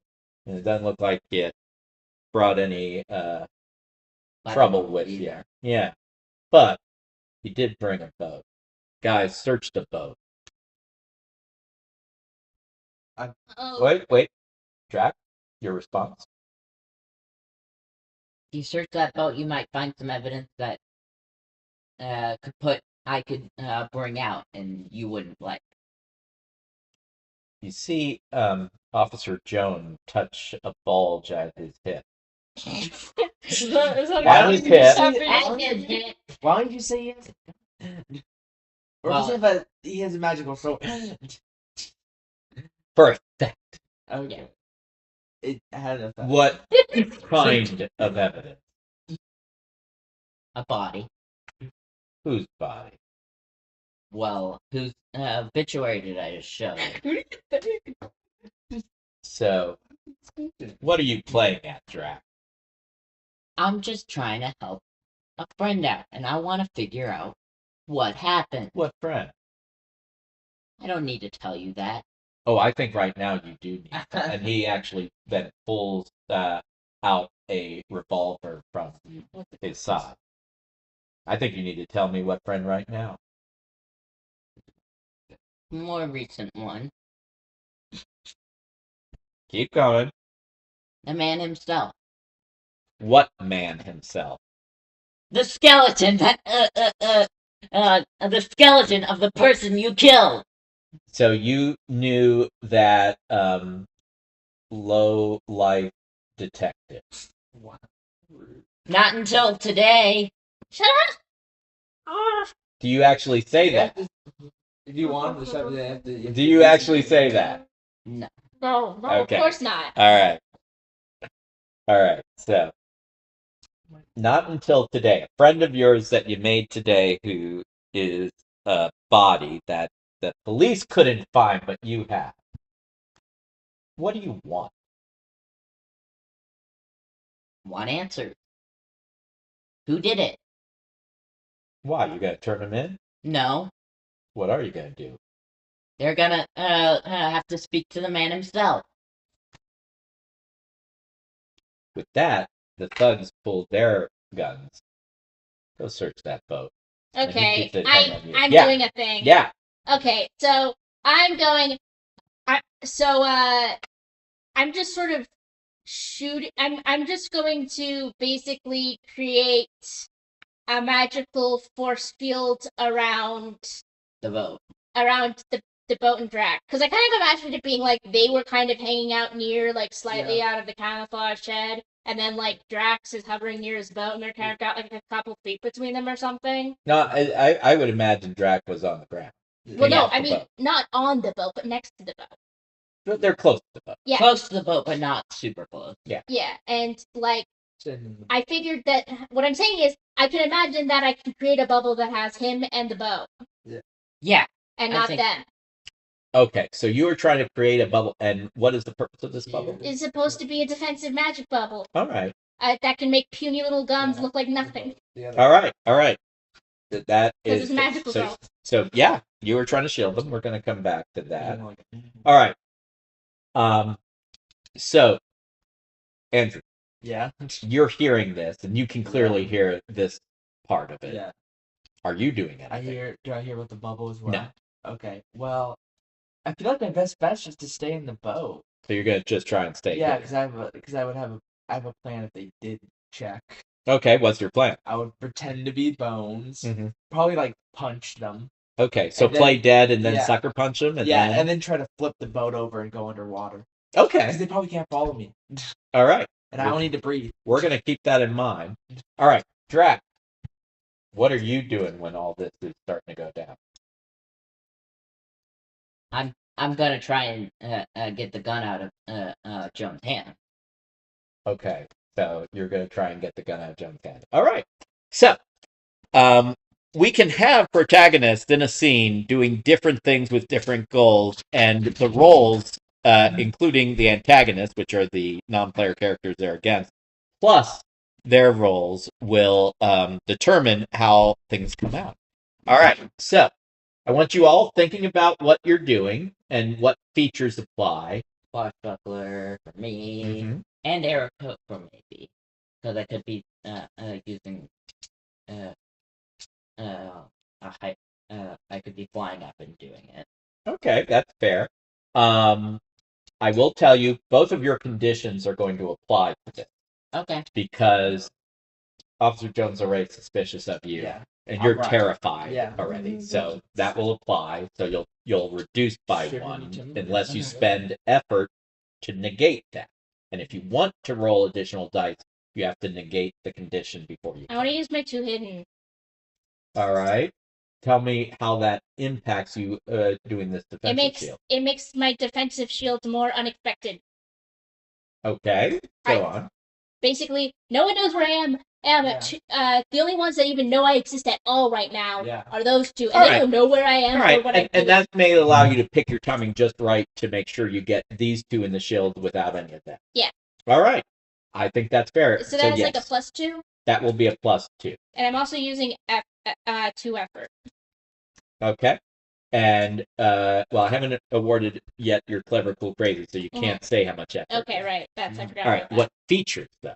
I'm definitely using Magical Girl as the main one. Okay. Makes no sense. And I think I'm trying to think about like any of the other ones I can do, but honestly, I think Silver Fox just makes the most sense for like fast, because All right. it's like a dexterous Yeah, I'll buy quick that. draw sort of I'll situation. buy that. And yes, in this case, because you're actually casting magic, you would have to use Magical Yeah. Girl, because you'd have to have a feature that allows you Yeah, to do that. Magical Girls. Just like for flying, you have to use Aarakocra. Yeah. You know, at least that's one of your features. Yeah. Okay.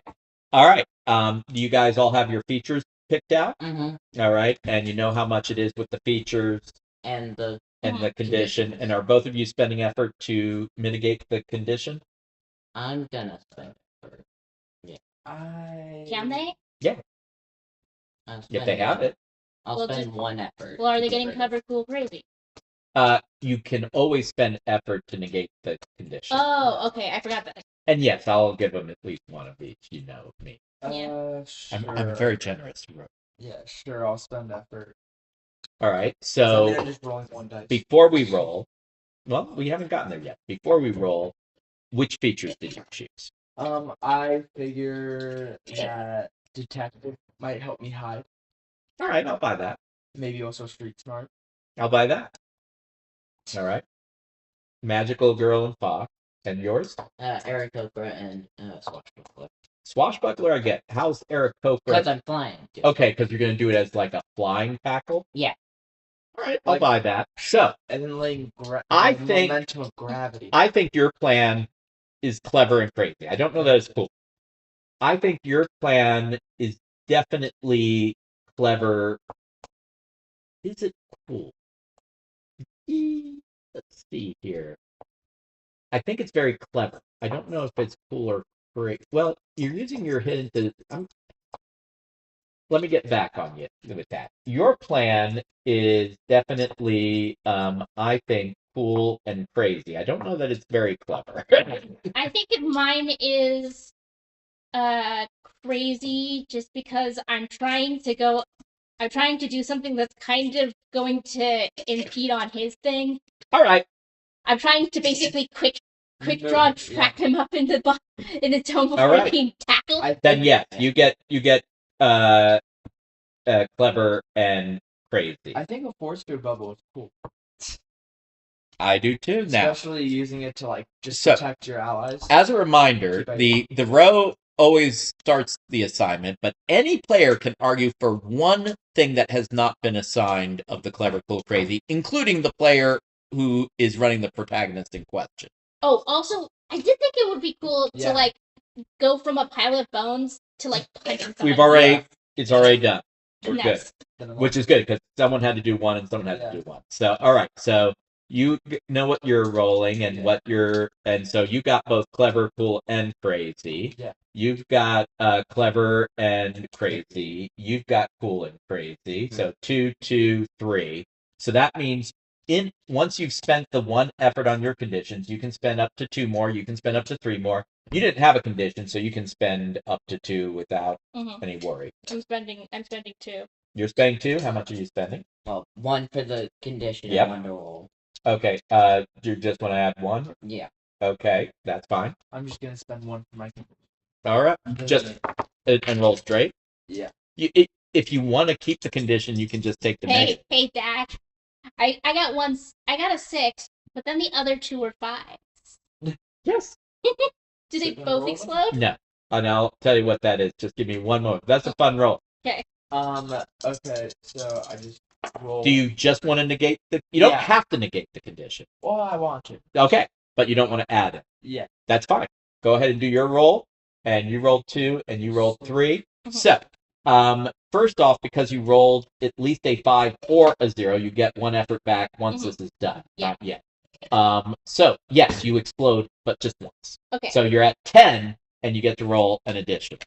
So. That's plus 2 more.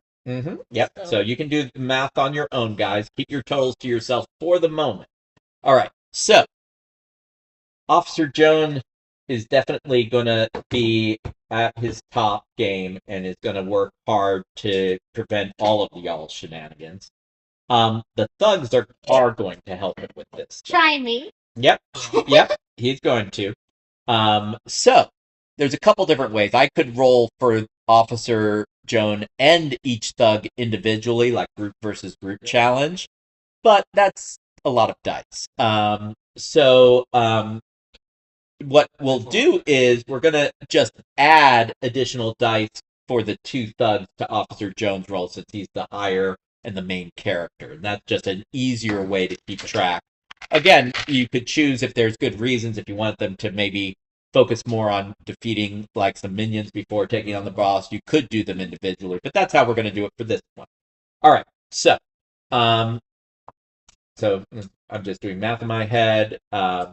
So Officer Jones for this is going to have a base of 6, but because you're doing some tricky magic, this is one of the rare situations where a bonus will apply or a detriment. I'm going to actually give him a bonus to resist the magic because it's tricky, but just a low one. He's going to get an additional 1 for that. Okay. So, all right.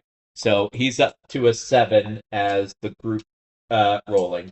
He is going to put in all his remaining effort on this. So he's going to roll 3 dice for that.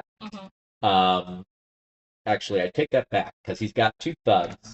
So he's going to get 2 just from the thugs. He's going to keep his effort because he cannot roll more dice than you did. You rolled 3, right? Yes. He can't roll more than 3. So, but he's going to have some extra effort that'll help him to stay in the scene longer. All right. You guys know your totals. You know what? Before I roll for dramatic effect, what were the totals? 12. No, he's 11. 21. High roller. I never get to roll good. This is the first time. It's my birthday. It is. It's a birthday miracle. All right. So I can't see this one. I think he might have exploded. He had one Yep. explode. So, Officer Joan has a 9 for so he had basically 6. 7 because of the against magic. Yep, he had 7 to start with. He's 9. He's up to 16 now. And he's exploding. But he got a 0. So 16. Exactly 5 more. Yeah, that's good. That's going to be important. All right, so this is how. So you had a 9. 12. You had a 12. 11. You had 11. 11, 12. 21. All right. So, we're gonna start off. I think the bubble shields me and I don't do my thing. What does it look like when you fail? It looks like a glass, a Let's bird try. hitting the glass. It's exactly that. I do imagine it being a slightly like pearlescent sort of All right. semi-opaque thing. So, Yeah. Drac, even because of that, you're gonna get a additional condition. You still have the suspected condition, but you also now have stunned 1 because you basically hit a window like a bird. All right. Sorry. And Hey, it's okay. all right. So, Andrew Morose. Yeah. I actually rather me be in the bubble. I want you to tell me how you also didn't make out so well with your plan. Okay, so maybe I thought that they were already there. Okay. And I just tried punching at the air. Yeah. And I accidentally flipped the boat over. Yep. But the tarp's still on it. Yeah.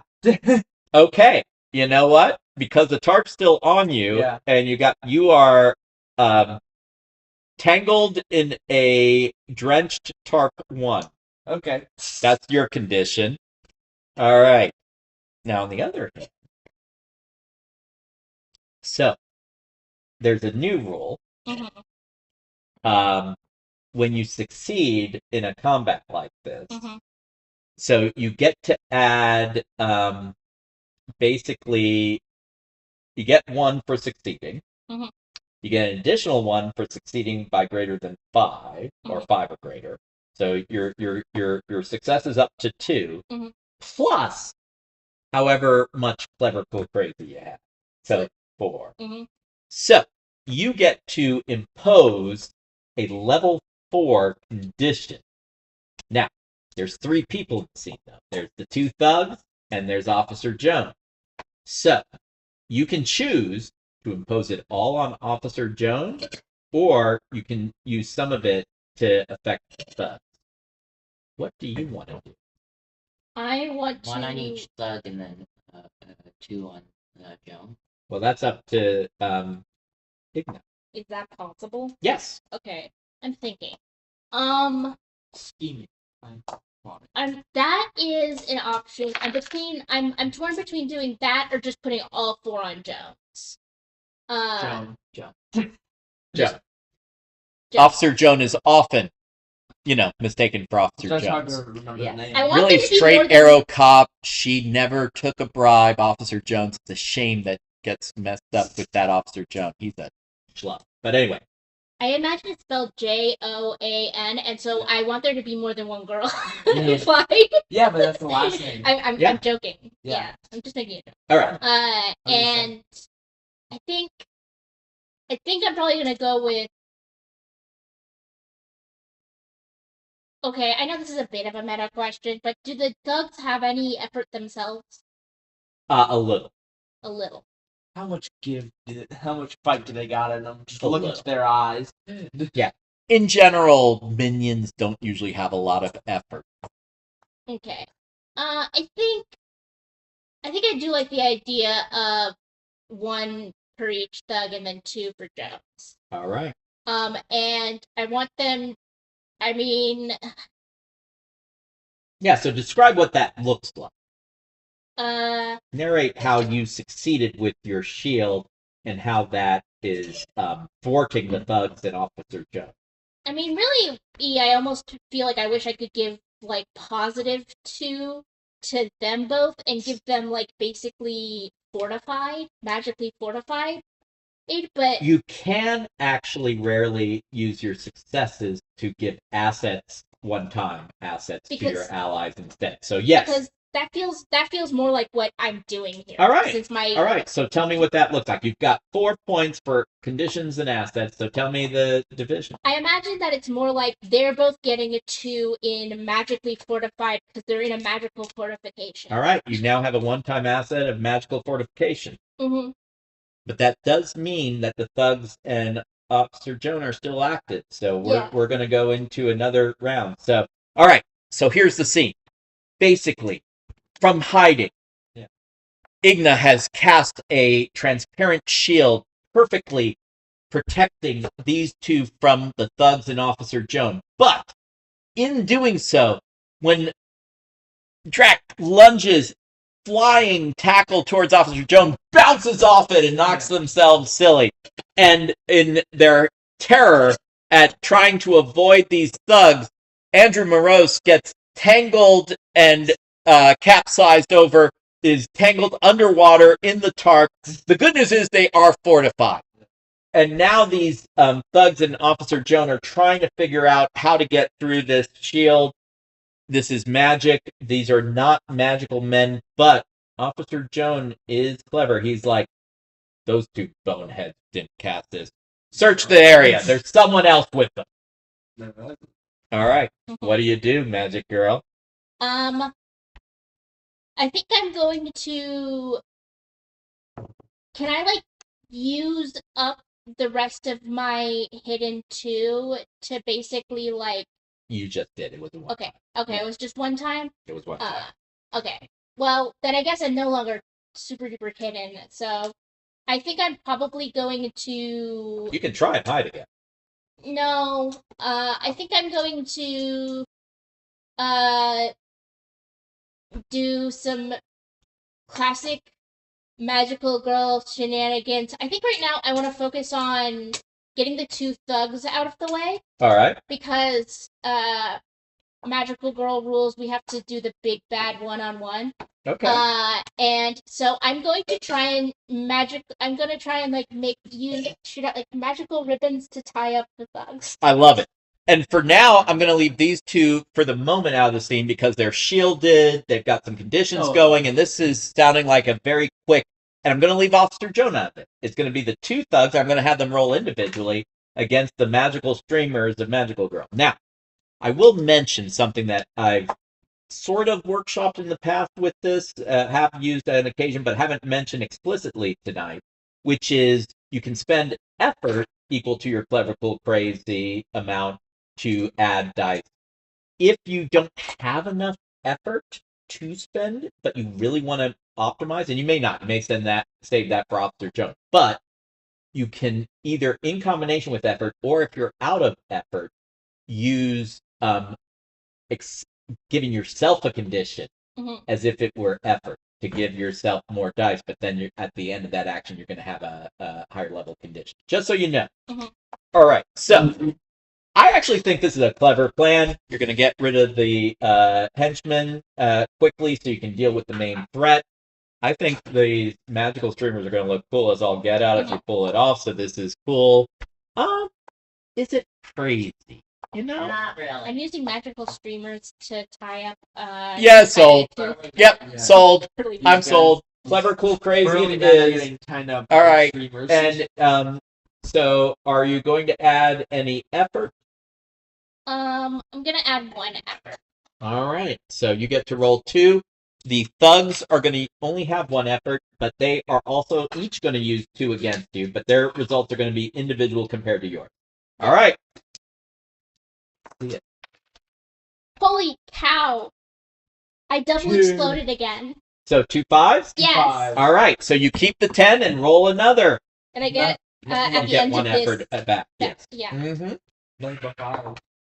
Another 5. 5. Oh, wow. All right. This is what happens with dueling exploding dice. And that was a 3. 3. So that means 18 just for the roll. Mm-hmm. I never get to explode this much. It's a birthday miracle. Huzzah! I'm legitimately having a birthday miracle right I now. love it. So obviously magical girl, because this is magic. Mm-hmm. And then I'm also going to add college student, because it's like a young girl energy that I'm doing I love it. here. Yes. Rather than- Are you getting some experience for that? Yes. All right. Very good. And so that will be. And Yep, that's I got all 3 of clever, cool, crazy, right? You did. So okay, that means that's 28. 28 is quite a lot. They had the better roll. It was a total of 7. All right. So basically, you're 4 times. Like you got 5 over 4 times over.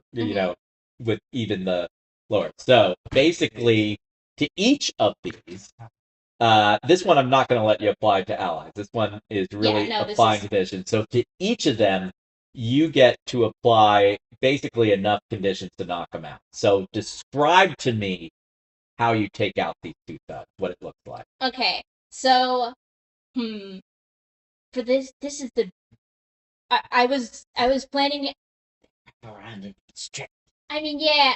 I mean, basically, I'm basically going like full mommy from Madoka Magica. I have like these big ornate red ribbons that are all shimmering and sparkly that then constrict both of them like snakes, but then like have cute little ties in between in like roundabouts that then just keep constricting tighter and tighter until like both of them basically pass out.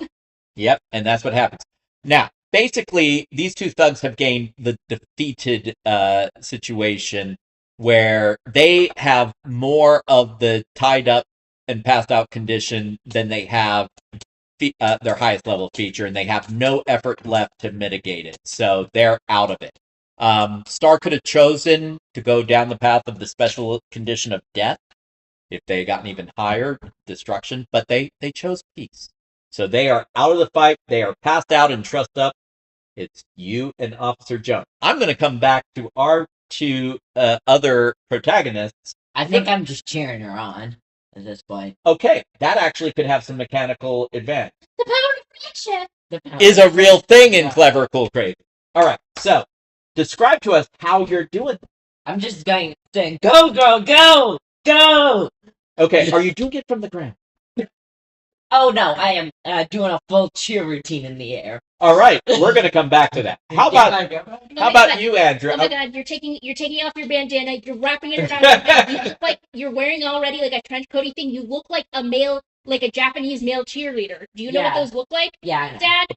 I do not, but I bet I'm about to learn. Yeah. Well, they bring that up. What are you doing, Andrew? So I'm trying to move the tarp so I can at least see. Makes sense. And I'm trying to see what's going on up there. Okay. And I'm thinking about, coming back to land, but I'm not sure yet. All right. So what I'm hearing is you're focused on basically using your support to essentially give an extra asset to Star for their next one. And more moral boost, advice, all of this can give ephemeral assets. It doesn't have to be something physical. And Andrew, what I'm hearing is you're focusing on really improving your situation, getting rid of your condition, which is a valid use of your turn, if you will. Yeah.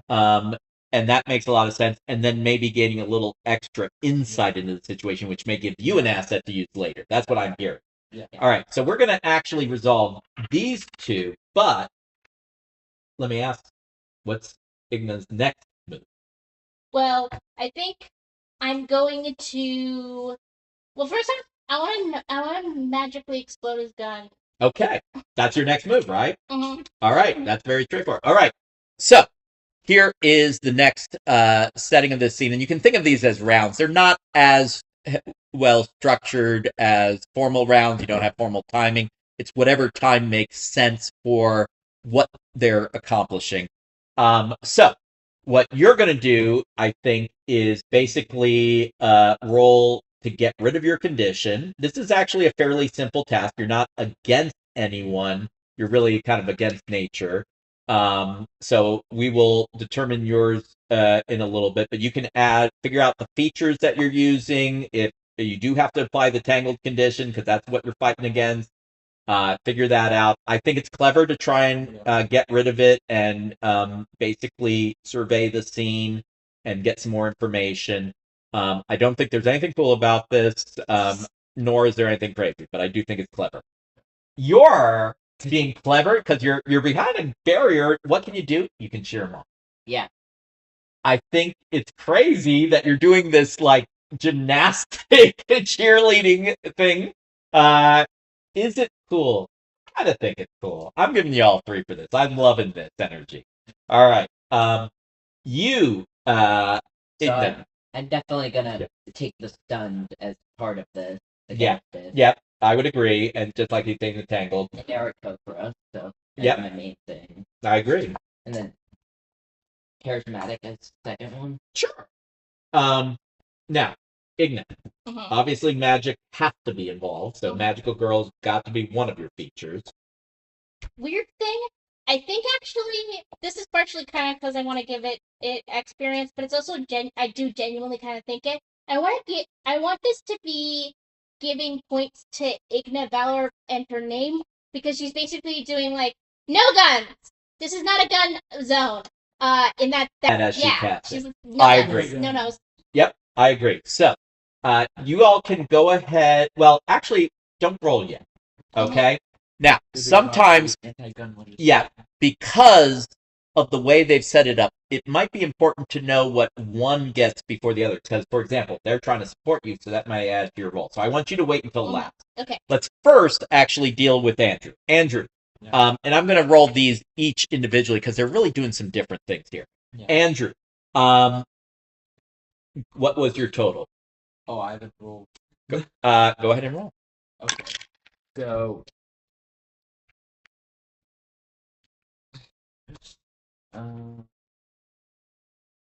10. Okay, that's good. So, I thought this was fairly easy, and again, using that, kind of the highest level feature, ±3 if it's easy or hard for the environmental challenges as a rule of thumb, I gave it a 3 base. And I rolled a 4, so that's a 7, and you have a 10? Yeah. All right. So, I want you to describe how you got rid of your condition and saw what they described. Okay, so I am fighting with the tarp underwater, and I'm trying to like use the weight of the tarp to sort of like remove me from it. Yeah, And I eventually get the tarp off of me. absolutely. Then I and then I sort of walk up a bit, Mm-hmm. and I poke my head out a little, Yeah. just to see what's going on. Yep.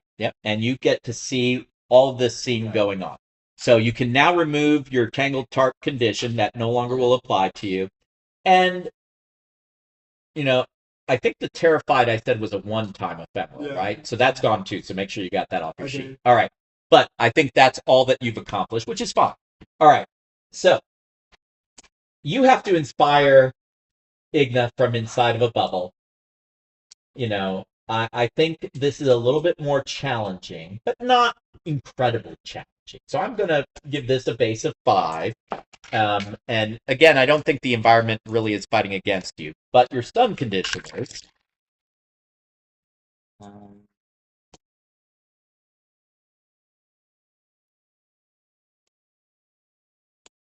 10. 10 total. Well, I gave a base of 5. I rolled a 2, so that is 7. So you did manage to succeed. All right. Success was not assured in here, and we're in kind of a combat, so we're going to use that new rule of being able to develop an asset that's going to add the clever, cool, and crazy plus the basic one for succeeding. So you have 4, an asset 4 to give as a one-time asset to Igna. I want you, though, to describe what you did that was so inspiring to Igna and how it will help. Don't describe what happens, but how it will help Igna in her striving. Well, Drac is doing aerial acrobatics, basically. He's putting on a show and making and giving her the strength to do as she sees fit. All right. So you put on the show. Igna, how do you feel seeing this show?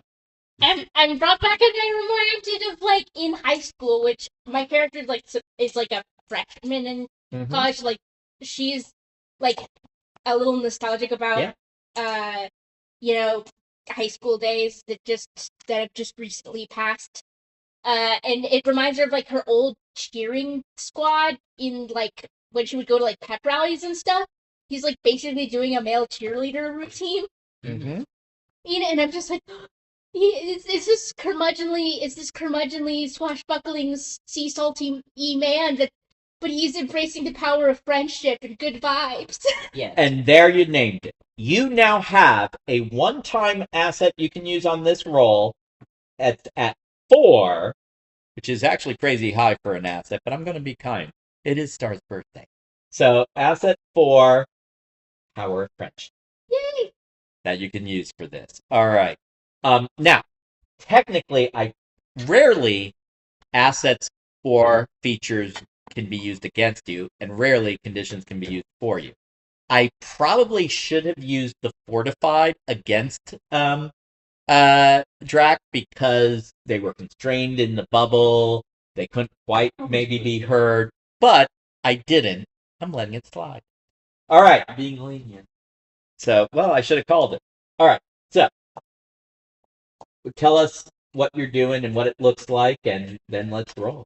I'm basically like trying to create a little magical explosion in within the gun. Within the gun, like making it overheat and just kind of exploding like magical stardust. Absolutely. Gunpowder. And I believe your initial roll was you spent only 1 effort? I haven't rolled anything yet. Oh, sorry, that was that crazy one with the thugs. I forgot. Yeah. You're right. Okay. So, I think this is clever. I think it's cool.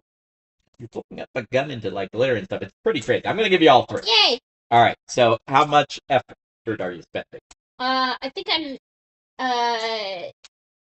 I'm not spending effort. Okay, you don't have to. I think it makes more sense to charge this up with the power of friendship asset. Well, yes, Yeah. you can do both, but yes, you can just rely on the power of friendship. I think I'm going to mostly just lean on the power of friendship on this one. Heart of the dice, guide me. All right. Since that's the case, Officer Joan can only roll 1 die. So that's what he's going to do. And the thugs can't help him. They're tied up. All right. So And he only rolled a 1. So,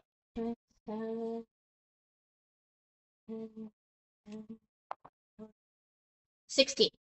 16. Okay. And that is versus 6. So, 3 for being clever, cool, crazy. 4 for succeeding.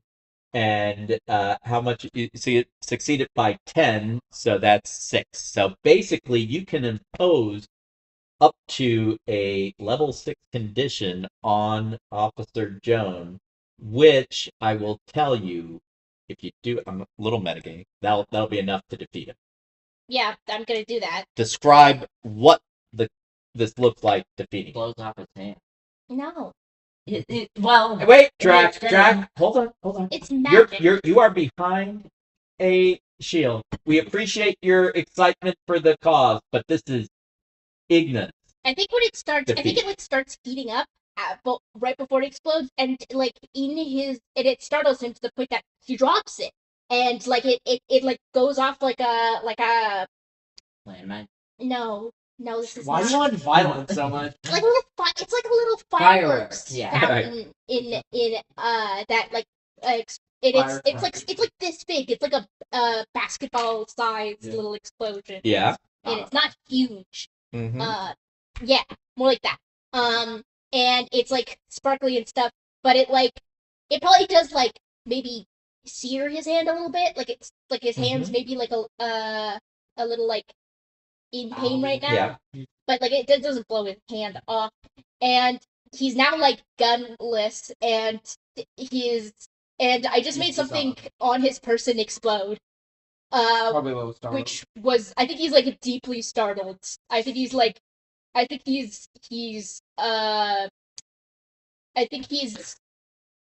awed by friendship. Yep. In like the traditional like awed as in like terrified but amazed kind of Mhm. way. All right. He is startled and awed 6. So, basically, he sees his thugs magically tied up and passed out before his eyes. He goes to swing around to the source of the streamers. He points his gun.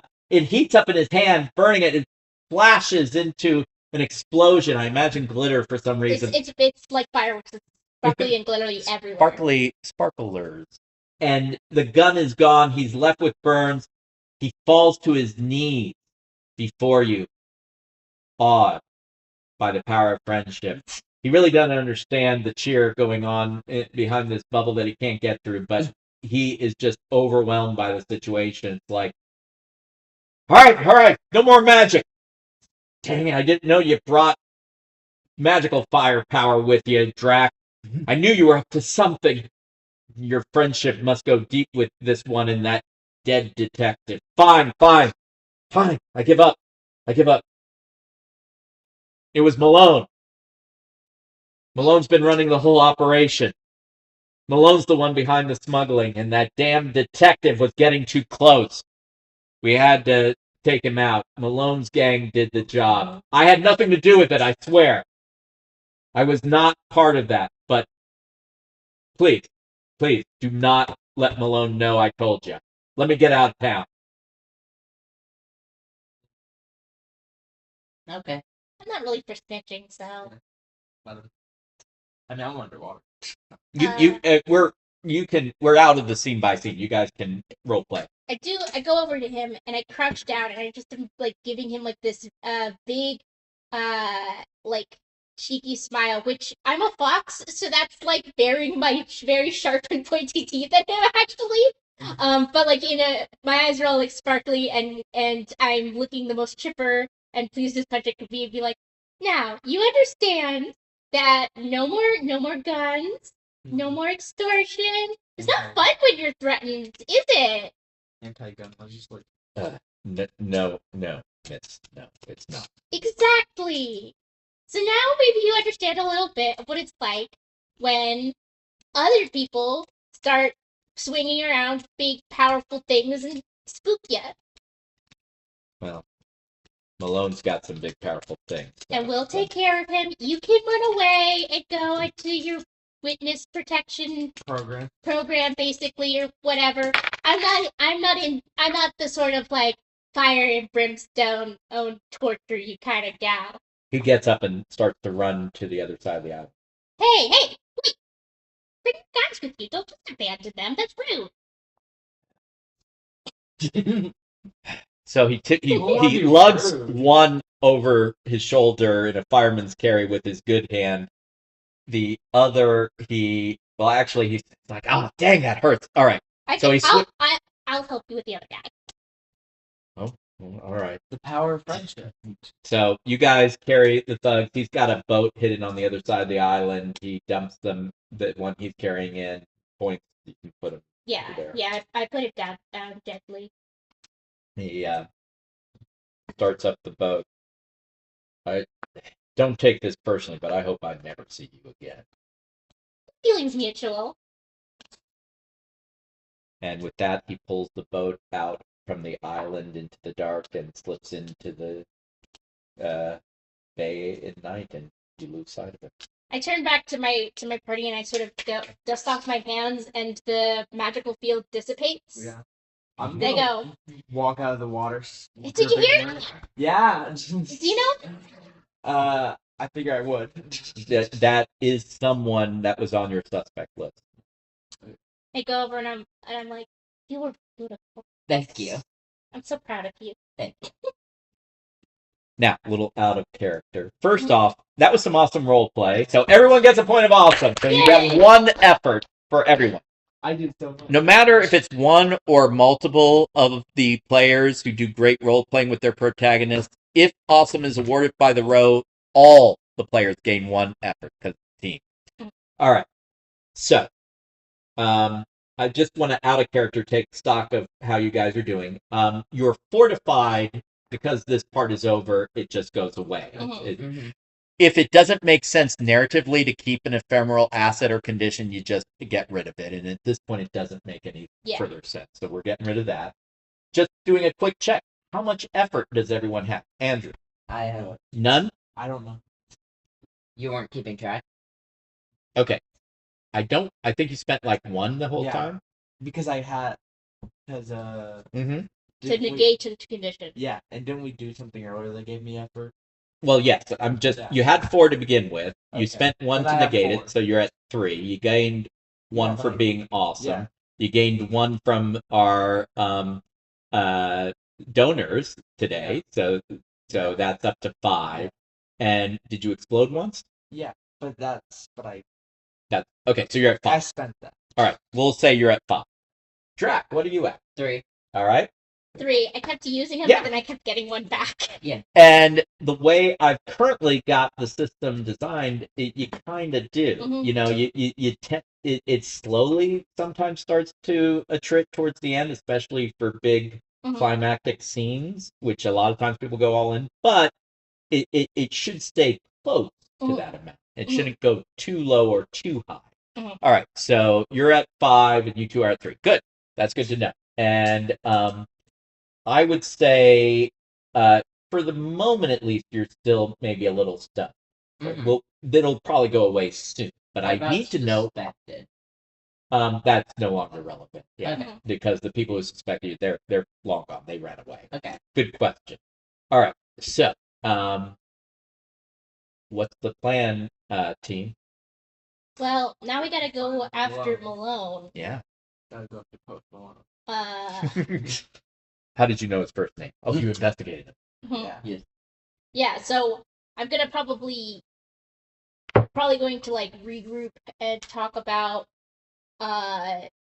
what it is that like you know of Malone, so that we have like a baseline of like what our intel is. Yeah. And then, well, like how much do you know about Malone? Like how far in were you before things got? Before you got. Yeah, Mm-hmm. that's kind of the question. All right.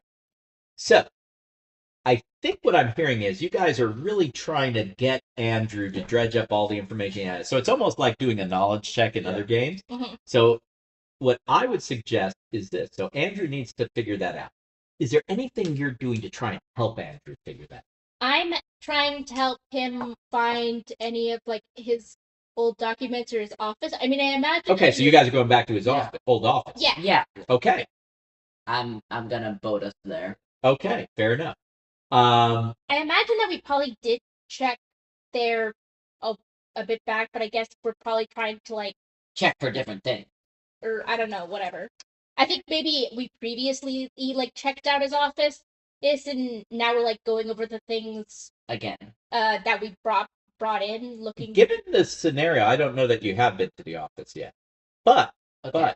I think we have. But- Yeah. Okay. we can borrow a mechanic that was popularized by Blades in the Dark, the flashback. Yeah, I feel like this is something that would have been like first steps though, like to check out what he had. All right. Yeah. I will allow you to spend one effort to make that the case. Yeah, I think I'm gonna do that. Okay.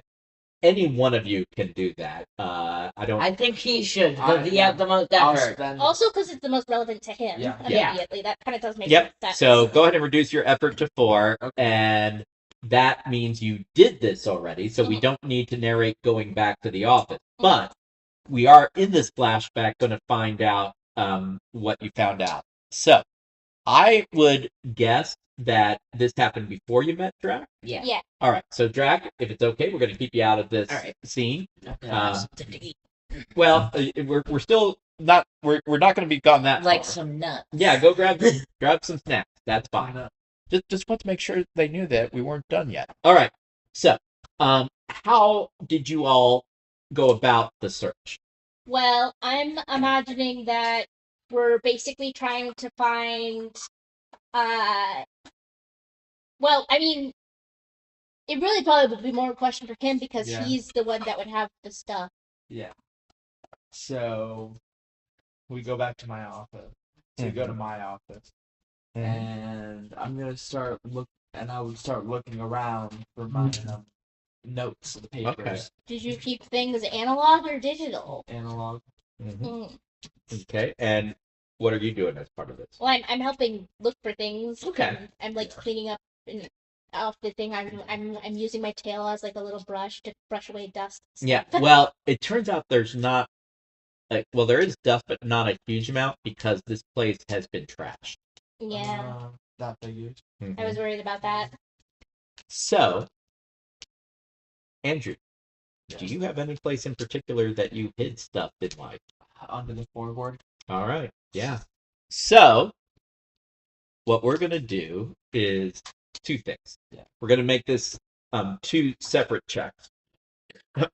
But I'm only going to make 1 roll against it. But depending on how your 2 rolls come out, it'll affect it. We're going to start with yours. Okay. All right. We're going to see how well in life you hid these behind the floorboard to see if anyone might have found it. Yeah. All right. So, walk me through it. Like, what of your features did you use to hide this? Well, I'm a detective, Yeah, so I'd makes be sense. experienced in, like finding things, and therefore Yeah. could probably hide things. And also, I'm street smart, so I feel like that would. Yeah, makes sense. All right. So I'll do that. I think it's clever that you hid it under the floorboards. It's kind of cool. It's a nice Yeah. trope. I don't know that it's crazy, so I'll give you clever and cool on this. All right. And I do think that you probably were up against some opposition because a lot of people were involved in trashing this place. So I'm going to roll. Well, are you spending any effort on this? Yeah, I'll spend an effort. How much? Just one? One. Okay. So that's 2. I am also getting to roll 2 dice. So Okay. let's see it.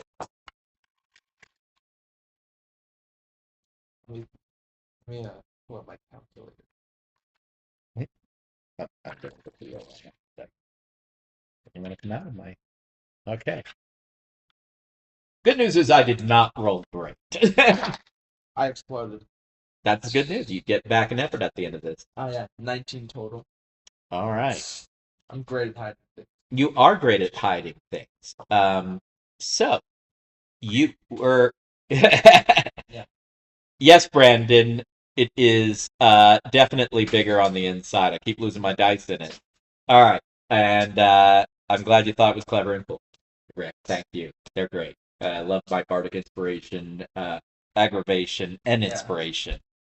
Bardic aggravation is an inspiration to me. Just saying. Yeah. All right. Yeah, with that, you were able to definitely successfully hide. They did not find it.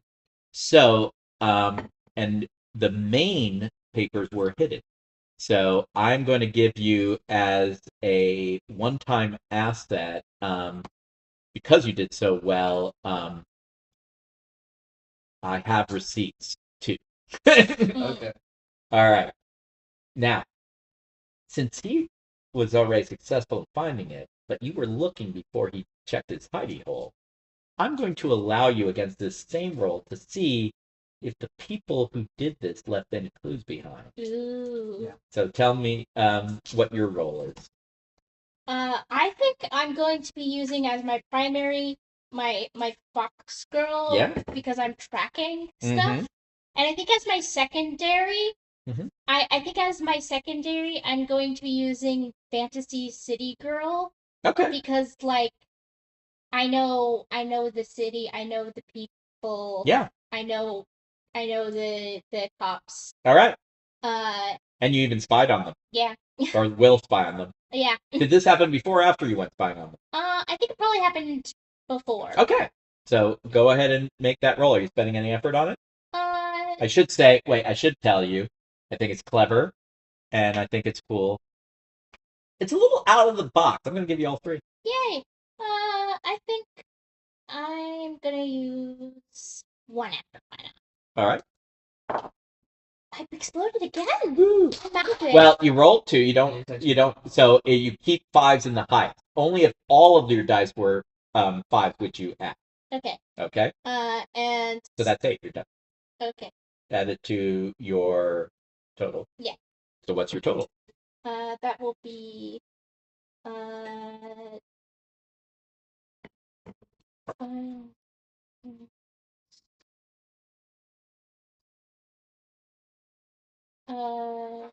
that's gonna be 17. All right. Yep. So same thing. So tell us what clue you found about the people who trashed this place.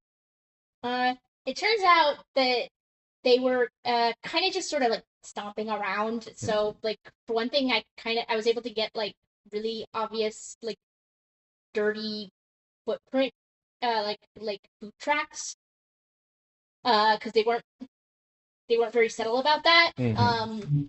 And also most of them were like, so I got boot tracks and I got fingerprints.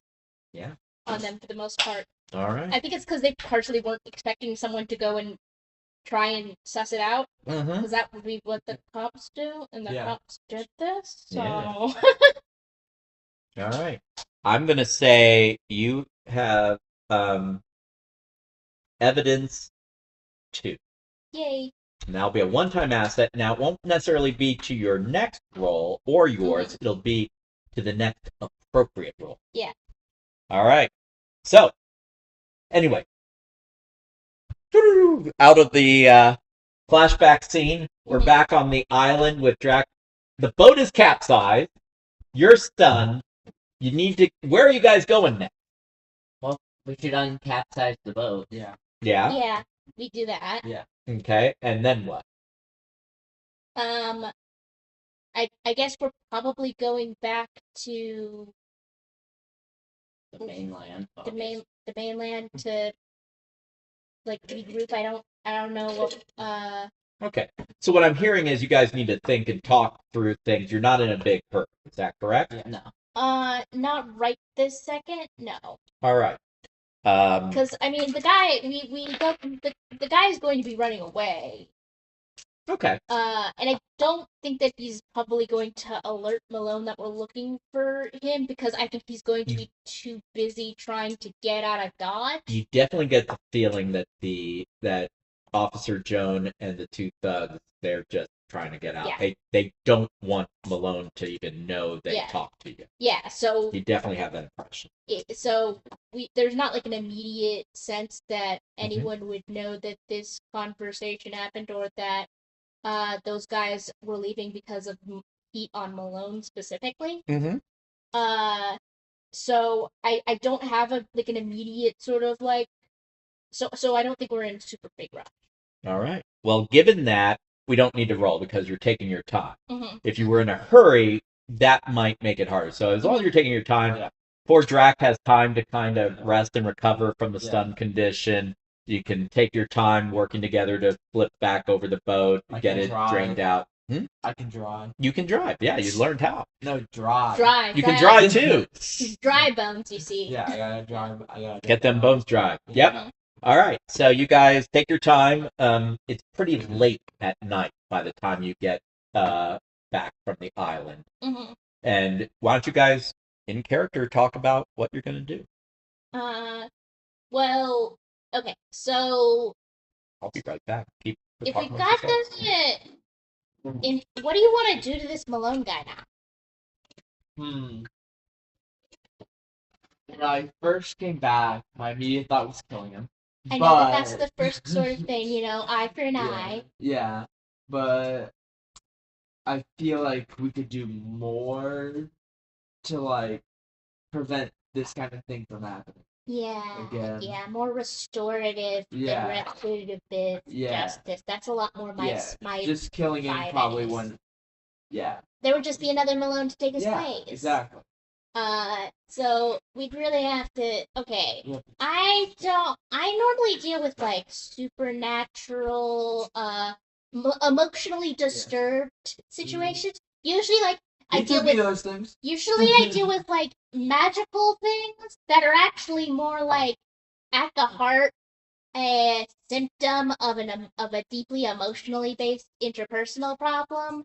And so, appealing to the magic and friendship stuff actually works pretty well for that. Yeah. But this is more this is less somebody who's emotionally disturbed, probably, and more just a selfish asshole. Yeah. And that's a little bit different. They're not usually as easily sort of heartstring pulled by the power of friendship. Yeah. But maybe, well, I do wonder about maybe if we can get some lower level guys to sort of if we can crumble the infrastructure around the smuggling by targeting and emotionally appealing to the people that are under Yeah.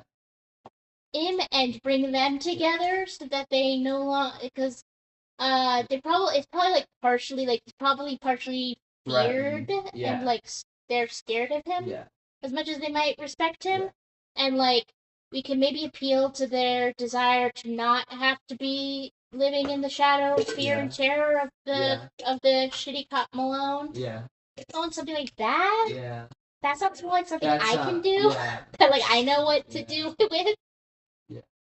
And I could find us who those guys are. Do you know you've been in the business? You've seen smuggling groups come and go, right? Yeah.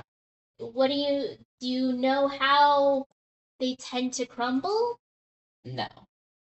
I know how they can be reinforced, but no. Well, what don't you have any idea of some of them just sort of fall apart? Usually, there's a reason it falls apart. Do you know, even the basic outlines of why those things fall apart? That would be, maybe some interpersonal issues, usually. Well, again, we can stoke sort of, on the fires of the things that are already there. Yeah, and also, again, appeal to their desire to not be threatened and scared and live. Yeah, but what alternative are we giving them? Not being threatened and scared. Yeah, but then what would they do? I don't know. The job market's bad. Maybe just get them to do better crimes. Cool fun crimes. They could join your team. You could have a team that they could join you. Yeah. They can be your magic team. But I would have to pay them, and I don't have that much liquid capital. I'd love to, but I don't have the money to compensate them, and I wouldn't want to. Yeah. And they would need funds. They would need funds to pay for things in their lives. Yeah. That's a hard one. Yeah. So right now we're trying to figure out we've decided we don't really want revenge on Malone per se in quite so much of a term. We kind of want to destroy the infrastructure of the smuggling and take down the actual sort of shady fear and terror of the of the ring itself. Okay. And we're trying to figure out what's the best way to do that. Dethroning him is revenge enough for me. All right. Well, tell you what. Do you guys know, or would you like to make a roll to try and figure it out? I think I would like to try and roll to maybe get a little bit more insight. I into think this. Drax could hire them. I like don't work think on the is dock. Drax. How do you? Are You you hired? rich? No. Well, maybe they could still try to get them jobs at the dock. I mean, yeah, but Pull like, their weight around. yeah, it's just like, I think we probably should roll. Yeah. About this. All right. So, I'm going to start with Andrew. Yeah. What features do you have to help you figure out how to solve this situation? Detective. And what would that allow you to do? Well, detectives solve problems. Yeah. In a way. Okay. So just basic deduction. Yeah. I'll buy it. I also have street smart. Okay. So maybe you know some angles. Yeah. All right. I'll buy it. Yeah. And I think it's clever. Yeah. I don't know that it's cool or crazy. I think it's just clever. I think that's good. All right. So that's going to be one clever. Are you spending any effort on this? No. All right. That's I clever. think it's cool that he's trying to rise above his bloodlust and find a more meaningful and systemic solution to his problem. I agree. Yeah. So now it's clever and cool. Yeah. All right. So again, if you want to spend effort, you can. No, that's fine. Strack, actually. Oh. What? Well, you never know. I might roll badly. I'm using my swashbuckler to try and figure out, and sailor to try and figure out what to do with the displaced people Okay. Fair enough. Displaced from where? from the Ring of Crab. Okay. Specifically the smugglers? Yeah. Yeah, All like, right. what happens to I the buy smugglers that, and I when think that's clever. I think if you can pull it off, it's cool. I don't know that it's that out of the box. I think No. that's just clever and cool. Yeah. You already gave one, Yeah. but if Andrew has one or Drac has, if you want to argue for crazy out of the box thinking, you can make that argument. And are you spending any effort? No. Okay. What about Big Nut? I think that she's probably. I think this is probably.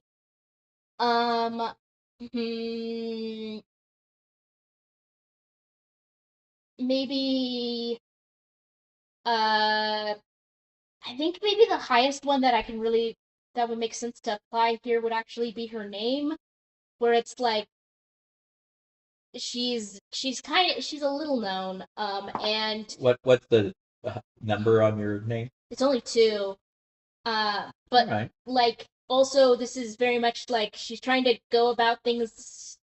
Well, maybe it could be magical girl in that like I'm trying to do the right thing. I'm trying to go about things like the less violent way. I'm trying to like appeal to people's hearts. All right. And All right. minds. I'll buy that. So that would be your highest, and you could use your name as the. Yeah, I think I'll do that. And seeing about like and what would the be? Cover cool crazy. So I think if you pull it off, it's cool. Mm-hmm. I think you're leading with your heart. I think it's pretty much just cool. Anyone want to argue it's clever or crazy? I think using magic in order to do it is clever. All right. If you put that power of friendship, heart, magic into it, I agree. Okay, then yeah, I'll do that. All right. So you guys can go ahead and do all your rolls. I think I'll put an effort into this. All right. Snake eyes. Well, at least you'll get one back. Well, no, because neither is a 6 or a 5. It's snake eyes. Oh, double one. So yes. Okay. That's well, snake eyes. you had one. At least you get one at. Mhm. All right. So, What were the totals? 9. 14. Mm-hmm. 11. Okay. So, we'll start with Andrew. I want you to describe this was not your thing. How did you fail? Okay, so I was trying really hard to think of a solution, and I just couldn't come up with anything at Mhm. all. So, you're going to gain the condition stumped 1. Stumped. Okay. Yeah. Question. Has stun Did finally you been done? apply your asset at all No. to it? All right, that's fine. Just dump 1. What? Is stun finally It's done? fine. It's fine. I want you, Igna, to describe how you feel like there's something there, but it didn't work.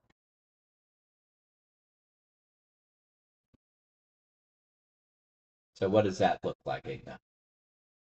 Me? Yeah, you. I thought you said Drax. No. No. I misheard entirely. Okay, I'm like putting the pieces together that like obviously like being part of like a smuggling ring, clearly like it's a scary and dangerous enough job that like murder happens because of it, so like everyone's neck's kind of out on the line. So like the security and safety of like not having that heat on you anymore and not having to deal with that is like really appealing, but I just can't quite figure out how to like I can't really figure out the like that's the negative argument. That's the like avoiding harm argument. Mm-hmm. That's not the positive argument. That's not the like you get something out of this, and like they get something in terms of like funds and like paying for stuff that they need paid for out of it. And I just can't figure out how to solve that other half of the equation. I'm going to give you the condition need a clue 1. Mm. All right. But fortunately, one of you, Drac, has an idea. Drac, do you know what the idea was? No. I will tell you what the idea was. This guy has an ephemeral condition? Yeah. You figure out that these people who've been involved in the smuggling operation, they're taking a lot of risks. Some of them have families. There is a lucrative side business that's opening up that is legit. Basically doing pirate reenactments cruises. And this is a startup because they actually used you as a consultant. And in fact, you think you can get a lot of the people in the docks involved in the smuggling ring hired onto this. But you are going to need to figure out what to do with the dirty cops. That part you don't know, but you do know how to deal with the people and basically undercut the smugglers' workforce. Okay. And I'm going to give you, actually, I'm going to give you an enduring asset. Nice. But it's very niche. Mm-hmm. Pirate reenactment consultant 1. It only applies in very specific situations. But I feel like it's fun enough. I'm going to, and as the revealer of worlds, you can make the call that something should be a more enduring asset or condition. And I just felt it was right for this moment in time. All right.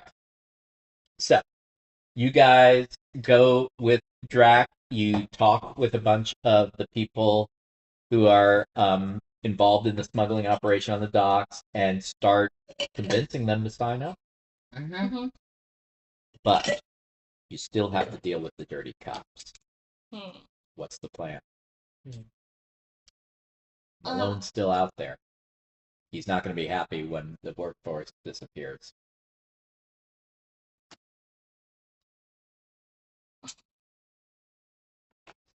Trying to find a not murder solution.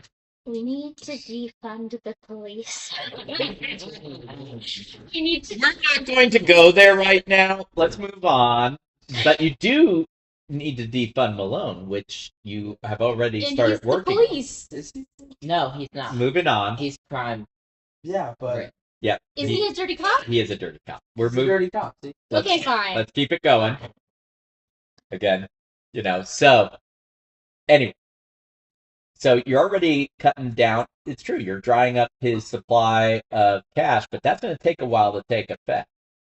So what are you going to do in the meantime to keep him from like trying to like either bring Recruit in more people. or terrorize the ones that you're taking away?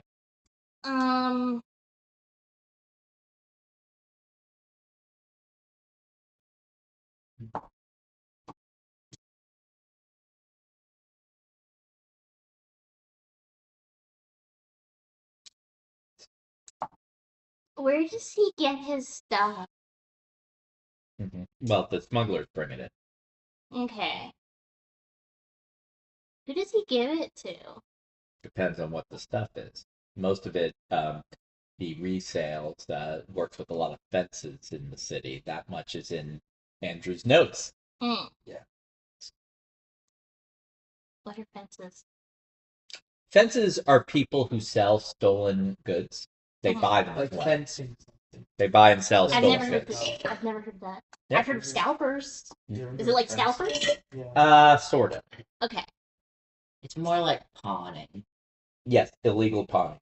Okay. Except no one expects you to give it back.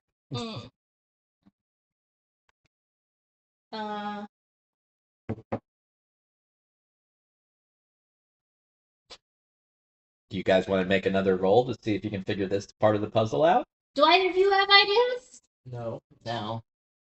I guess we're rolling for it then. All right, we're gonna roll for it. This will be a little easier. So are you guys using basically you two are you using your same approach? Yeah. I think me being a detective, I used to be part of the police force. I think that might help with like the detective part. All right, I agree. That's cool and clever. Did you want to use your notes? You have receipts set for this. All right. So do I just add to? You do when we get there, but you have been stumped about this, so that condition will also apply. Do you want to spend any effort? Sure. I think how you're doing this is clever and cool. I don't know that it's crazy. Do you? How much effort do you want to spend? One. Okay, just Zero. that's fine. All right. What is the condition I gave you? Need a clue. You do need a clue. So that's going to work against you here. Mm-hmm. But you do have a clue. Yeah. Yeah. I have evidence too. Yeah. So you can add the evidence. Do you want to spend any effort? You know what? Yeah. How much effort? Just one. Okay, so that'll take care of the condition. So you're just Yeah. rolling one die. If you spend two, you can roll two. Well, wouldn't evidence cancel out the need a clue? I have to double check my notes because I've gone back and forth whether assets can be used instead of effort to cancel out condition. Let's say, though, for the sake of fun, that it can. Because like it's two. And it's very similar. So I'm going to adjudicate in this case you can. So that'll eliminate the condition. It gives you an asset of one. Mm-hmm. So you're adding one to your features. Yeah. Now, if you want to spend one effort, you can roll two. Yes. How's that sound? That's what I want to do. All right. And Drac, what's your approach to helping this out? I don't really know. Do you have any ideas? Well, I feel like dealing with corrupt officials may be a swashbuckling sort of endeavor. Yeah. And what are your other features? Not Aarakocra. Charismatic. Maybe. My name. And of course, sailor. Because they're involved in smuggling, I'm going to say maybe sailor. Okay. All right. So I think using those background is a little clever. Of course, I came up with most of it. And I don't know that is it cool? It may be cool because it's swashbuckling. Swashbuckling is just cool. All right. But I don't know that it's crazy. Yeah. All right. How much? Although the sailor is a little out of the box. How much of the clever, cool, crazy did I get? That is a good question. What were you doing again? What were your features? Magical girl and fantasy. No, and my name. Right. I think it was cool how you were going to try and figure this out using the clues.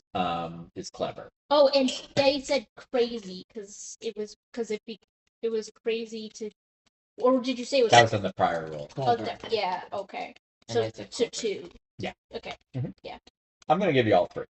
Okay. All right. And are you spending any effort? Since they're kind of stumped, I will. Yeah, And how much? just 1. Okay. All right. I am going to be le resistance. Mm-hmm. And I think for Well, this, you're more being the man. I'm being the man, but you guys have receipts. Not a skill, but Mhm.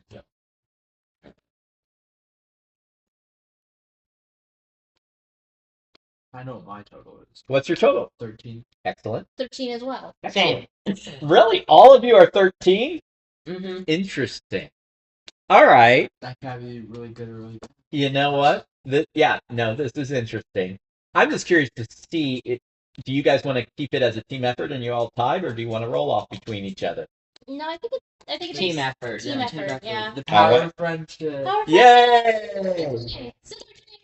All right. You know what? For all of you getting 13 and taking the tie for the power of friendship, you get a point of awesome. Yay. That's 3. Yeah. All right.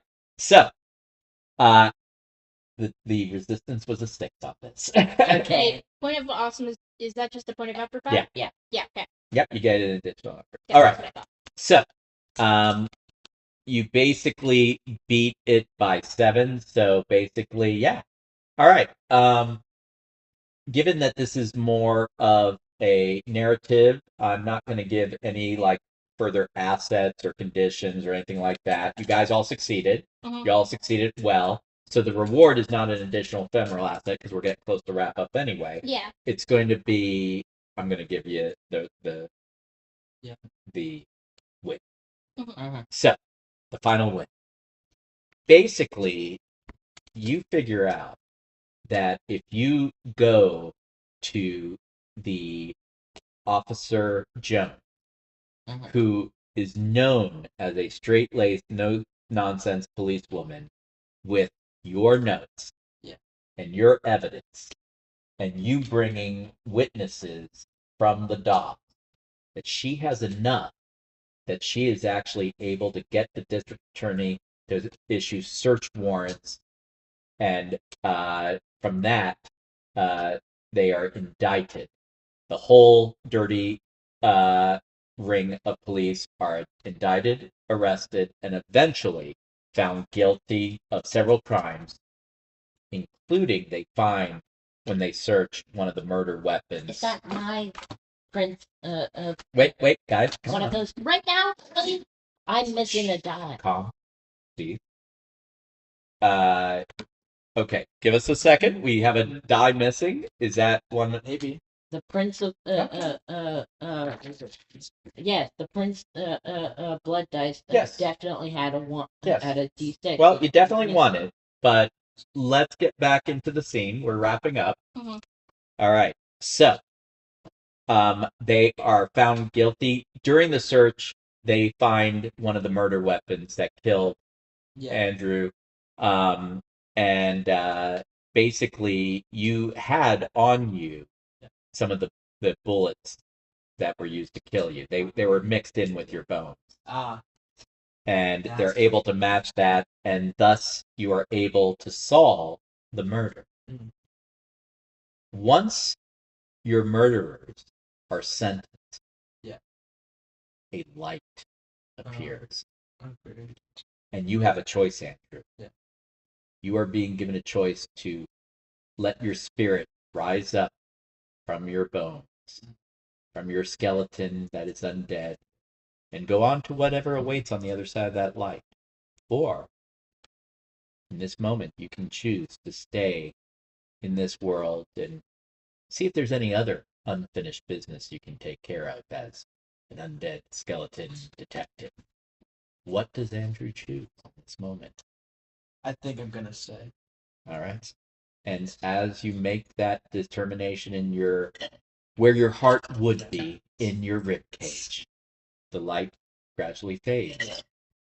But see a little bit of light lingering around your friends Igna and Drac. Some might call it the light of friendship. Beautiful. The power of friendship. And that will end the play session. Yeah. Yay. So, but that does not end what we're doing with Clever Cool Crazy, because at the end of each session, we have to use any additional effort to award experience. All right, how much effort do you have left? 6. How much do you have left? 2. How much do you have? 3. All right, so let's start with the lowest because that's the easiest. Because the points of awesome are effort. Yes. Yeah. So, do you have any features that were not awarded experience this session? No. I used all of them. Okay, all 5 of your features were given. Yeah. Okay, that means each one of your effort now equal 0.5 of experience. You can give an additional 0.5 to any feature of your choice, and then another 0.5 to one of the remaining features after that. Okay, so 2.5s to award. Yes. So, do you have any features that are close to level? I have several that could level up from a 0.5. Alright. I'm just picking which ones. Yeah, just pick 2 and give 0.5 to each.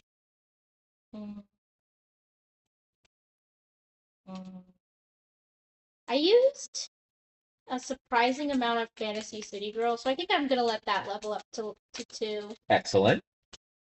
And that'll just be a straight 2 for that. Mm-hmm. And then I could level up name.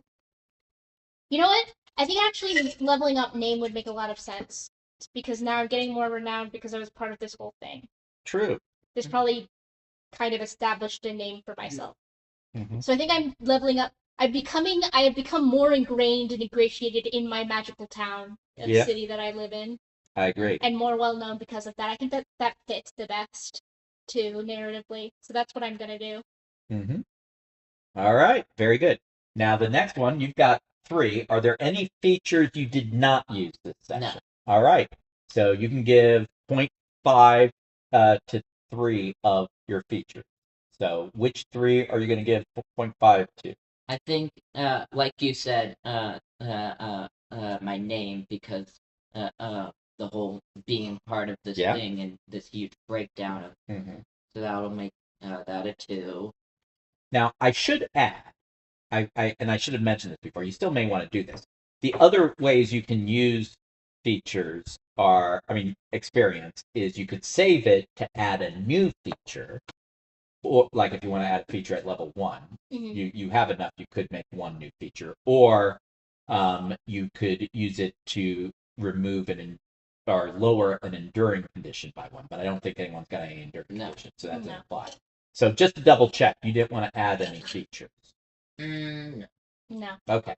So 0.5 to which one? Your name? Name. And what else? I use Swashbuckler a lot, so Okay. we're gonna do that. So Alright. that gets up to 6. Mm-hmm. And then charismatic, because I use that one more than Eric Okra, I think. All right. Last but not least, 6. but were there any features you did not use? Yeah, my name and my hand-to-hand combat. Okay.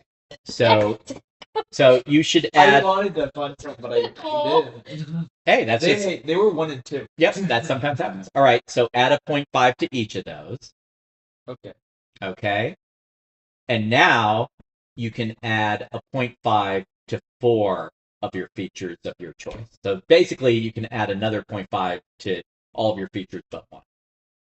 Okay. Unless you want to create a new feature, do you? No. Okay. I think I'm just gonna level up all the things I use. Okay. Is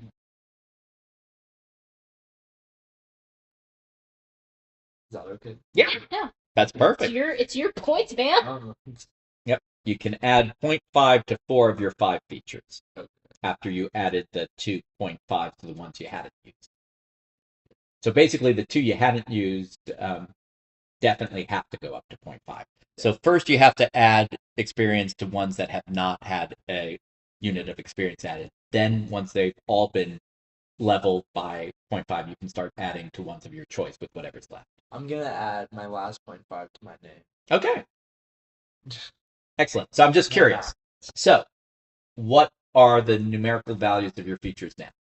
For my name 2, for Mhm. my undead nature 5, for Mhm. my street smart nurture 4, for my Mhm. detective niche 6, and for my other 2.5.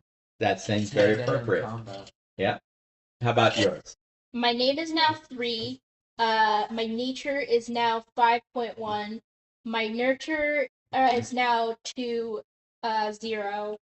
My niche is now 6.8. Mhm. And my niche is my magical girl. Right. And my bonus college student is 3.7. Very good. My name is at 2. My swashbuckler is at 6. My Aarakocra is at 4.5. My charismatic's at 4, and my sailor is at 2.5. Wonderful. And that, in a nutshell, is how you do a short arc or one-shot session of Clever Cool Crazy. I hope you all enjoyed watching this live stream as much as we enjoyed playing it. Please do remember to like the live stream, to subscribe if you want to keep up with RPGs versus AD or any of the other things we're doing with developing Clever Cool Crazy or about dementias and behavioral neurology. And please do remember, we're still going with our fundraising. So even if you're watching this after the fact, we've got one more session today. We've got another session of Daggerheart coming up in July, so you can still affect games. And in general, we would just love your support for the cause. And at the very end of July, we'll do one last live stream for our giveaways. That will be a book, at least, from Dungeon Coach of DC 20. And also, we have from Evil Genius some virtual tabletop Everyday Heroes, as well as a book or two from Everyday Heroes. We'll be announcing more details on that as we get closer to the end of July, which will wrap up our 2025 RPGs versus AD session. I will remind you all as well, if you're a gamer or know a gamer who wants to join our team, it's not too late to join for the 2025. You can do your own sessions at home. You can do them as a live stream. You can just let people know. You don't have to have me running them or playing in them. I try and do as many as I can, but you can do it on your own, and we're happy to have you involved. And please do keep us in mind for 2026 RPGs versus AD, because we're planning to bring this back next year as a fundraiser. Once again, thank you so much for everyone who's been watching us and supporting us. We appreciate it. Star, can you tell them a little bit about where they can find you on the interweb? Yeah. So I go by Star Flush Pup, and that's both my YouTube here on YouTube and Twitch channel handle. I am sort of still figuring out exactly my niche. I'm doing a lot of let's plays. I plan on branching out into possibly doing more live streams of actual plays too, and potentially improvisational comedy stuff or even maybe video essay things in the future. Or I like to do a lot of role play. I like to do a lot of tabletop. I like to play games from. I go from stuff like Sonic Adventure to another weird random retro picks to just sort of Minecraft chilling around doing stuff. Uh, you can catch me on Twitch. I'm trying to stream more. I plan on streaming more regularly in the future. On Tuesdays, Thursdays, and Saturdays. So check me out there. I plan on trying to have at least all the VODs of the Twitch Let's Plays then put on my YouTube. I also hope to get it set up so that I can simulcast both on Twitch Live and YouTube Live. So check out, be on the lookout for if I'm able to get that set up. And again, that's Star Plush Pup, all one word, on both Twitch and YouTube. Very good. And you got to see Star as a player in Clever Cool Crazy. I can tell you, Star has run some great tabletop role-playing games for all of us over the years, so she's also a great game master or revealer of worlds, as we say in Clever, Cool, Crazy. Anything anyone else wants to say before we adjourn this live stream and I get ready for our 8 p.m. Eastern live stream with Esper the Bard and Myriad Legends? Thanks for watching, I guess. Yeah, thanks for watching. Take your meds. It's hydrate. Yeah. Don't Be die. safe out there. Hydration's important. I agree. Don't die. That's important. Thank you. Have a nice day.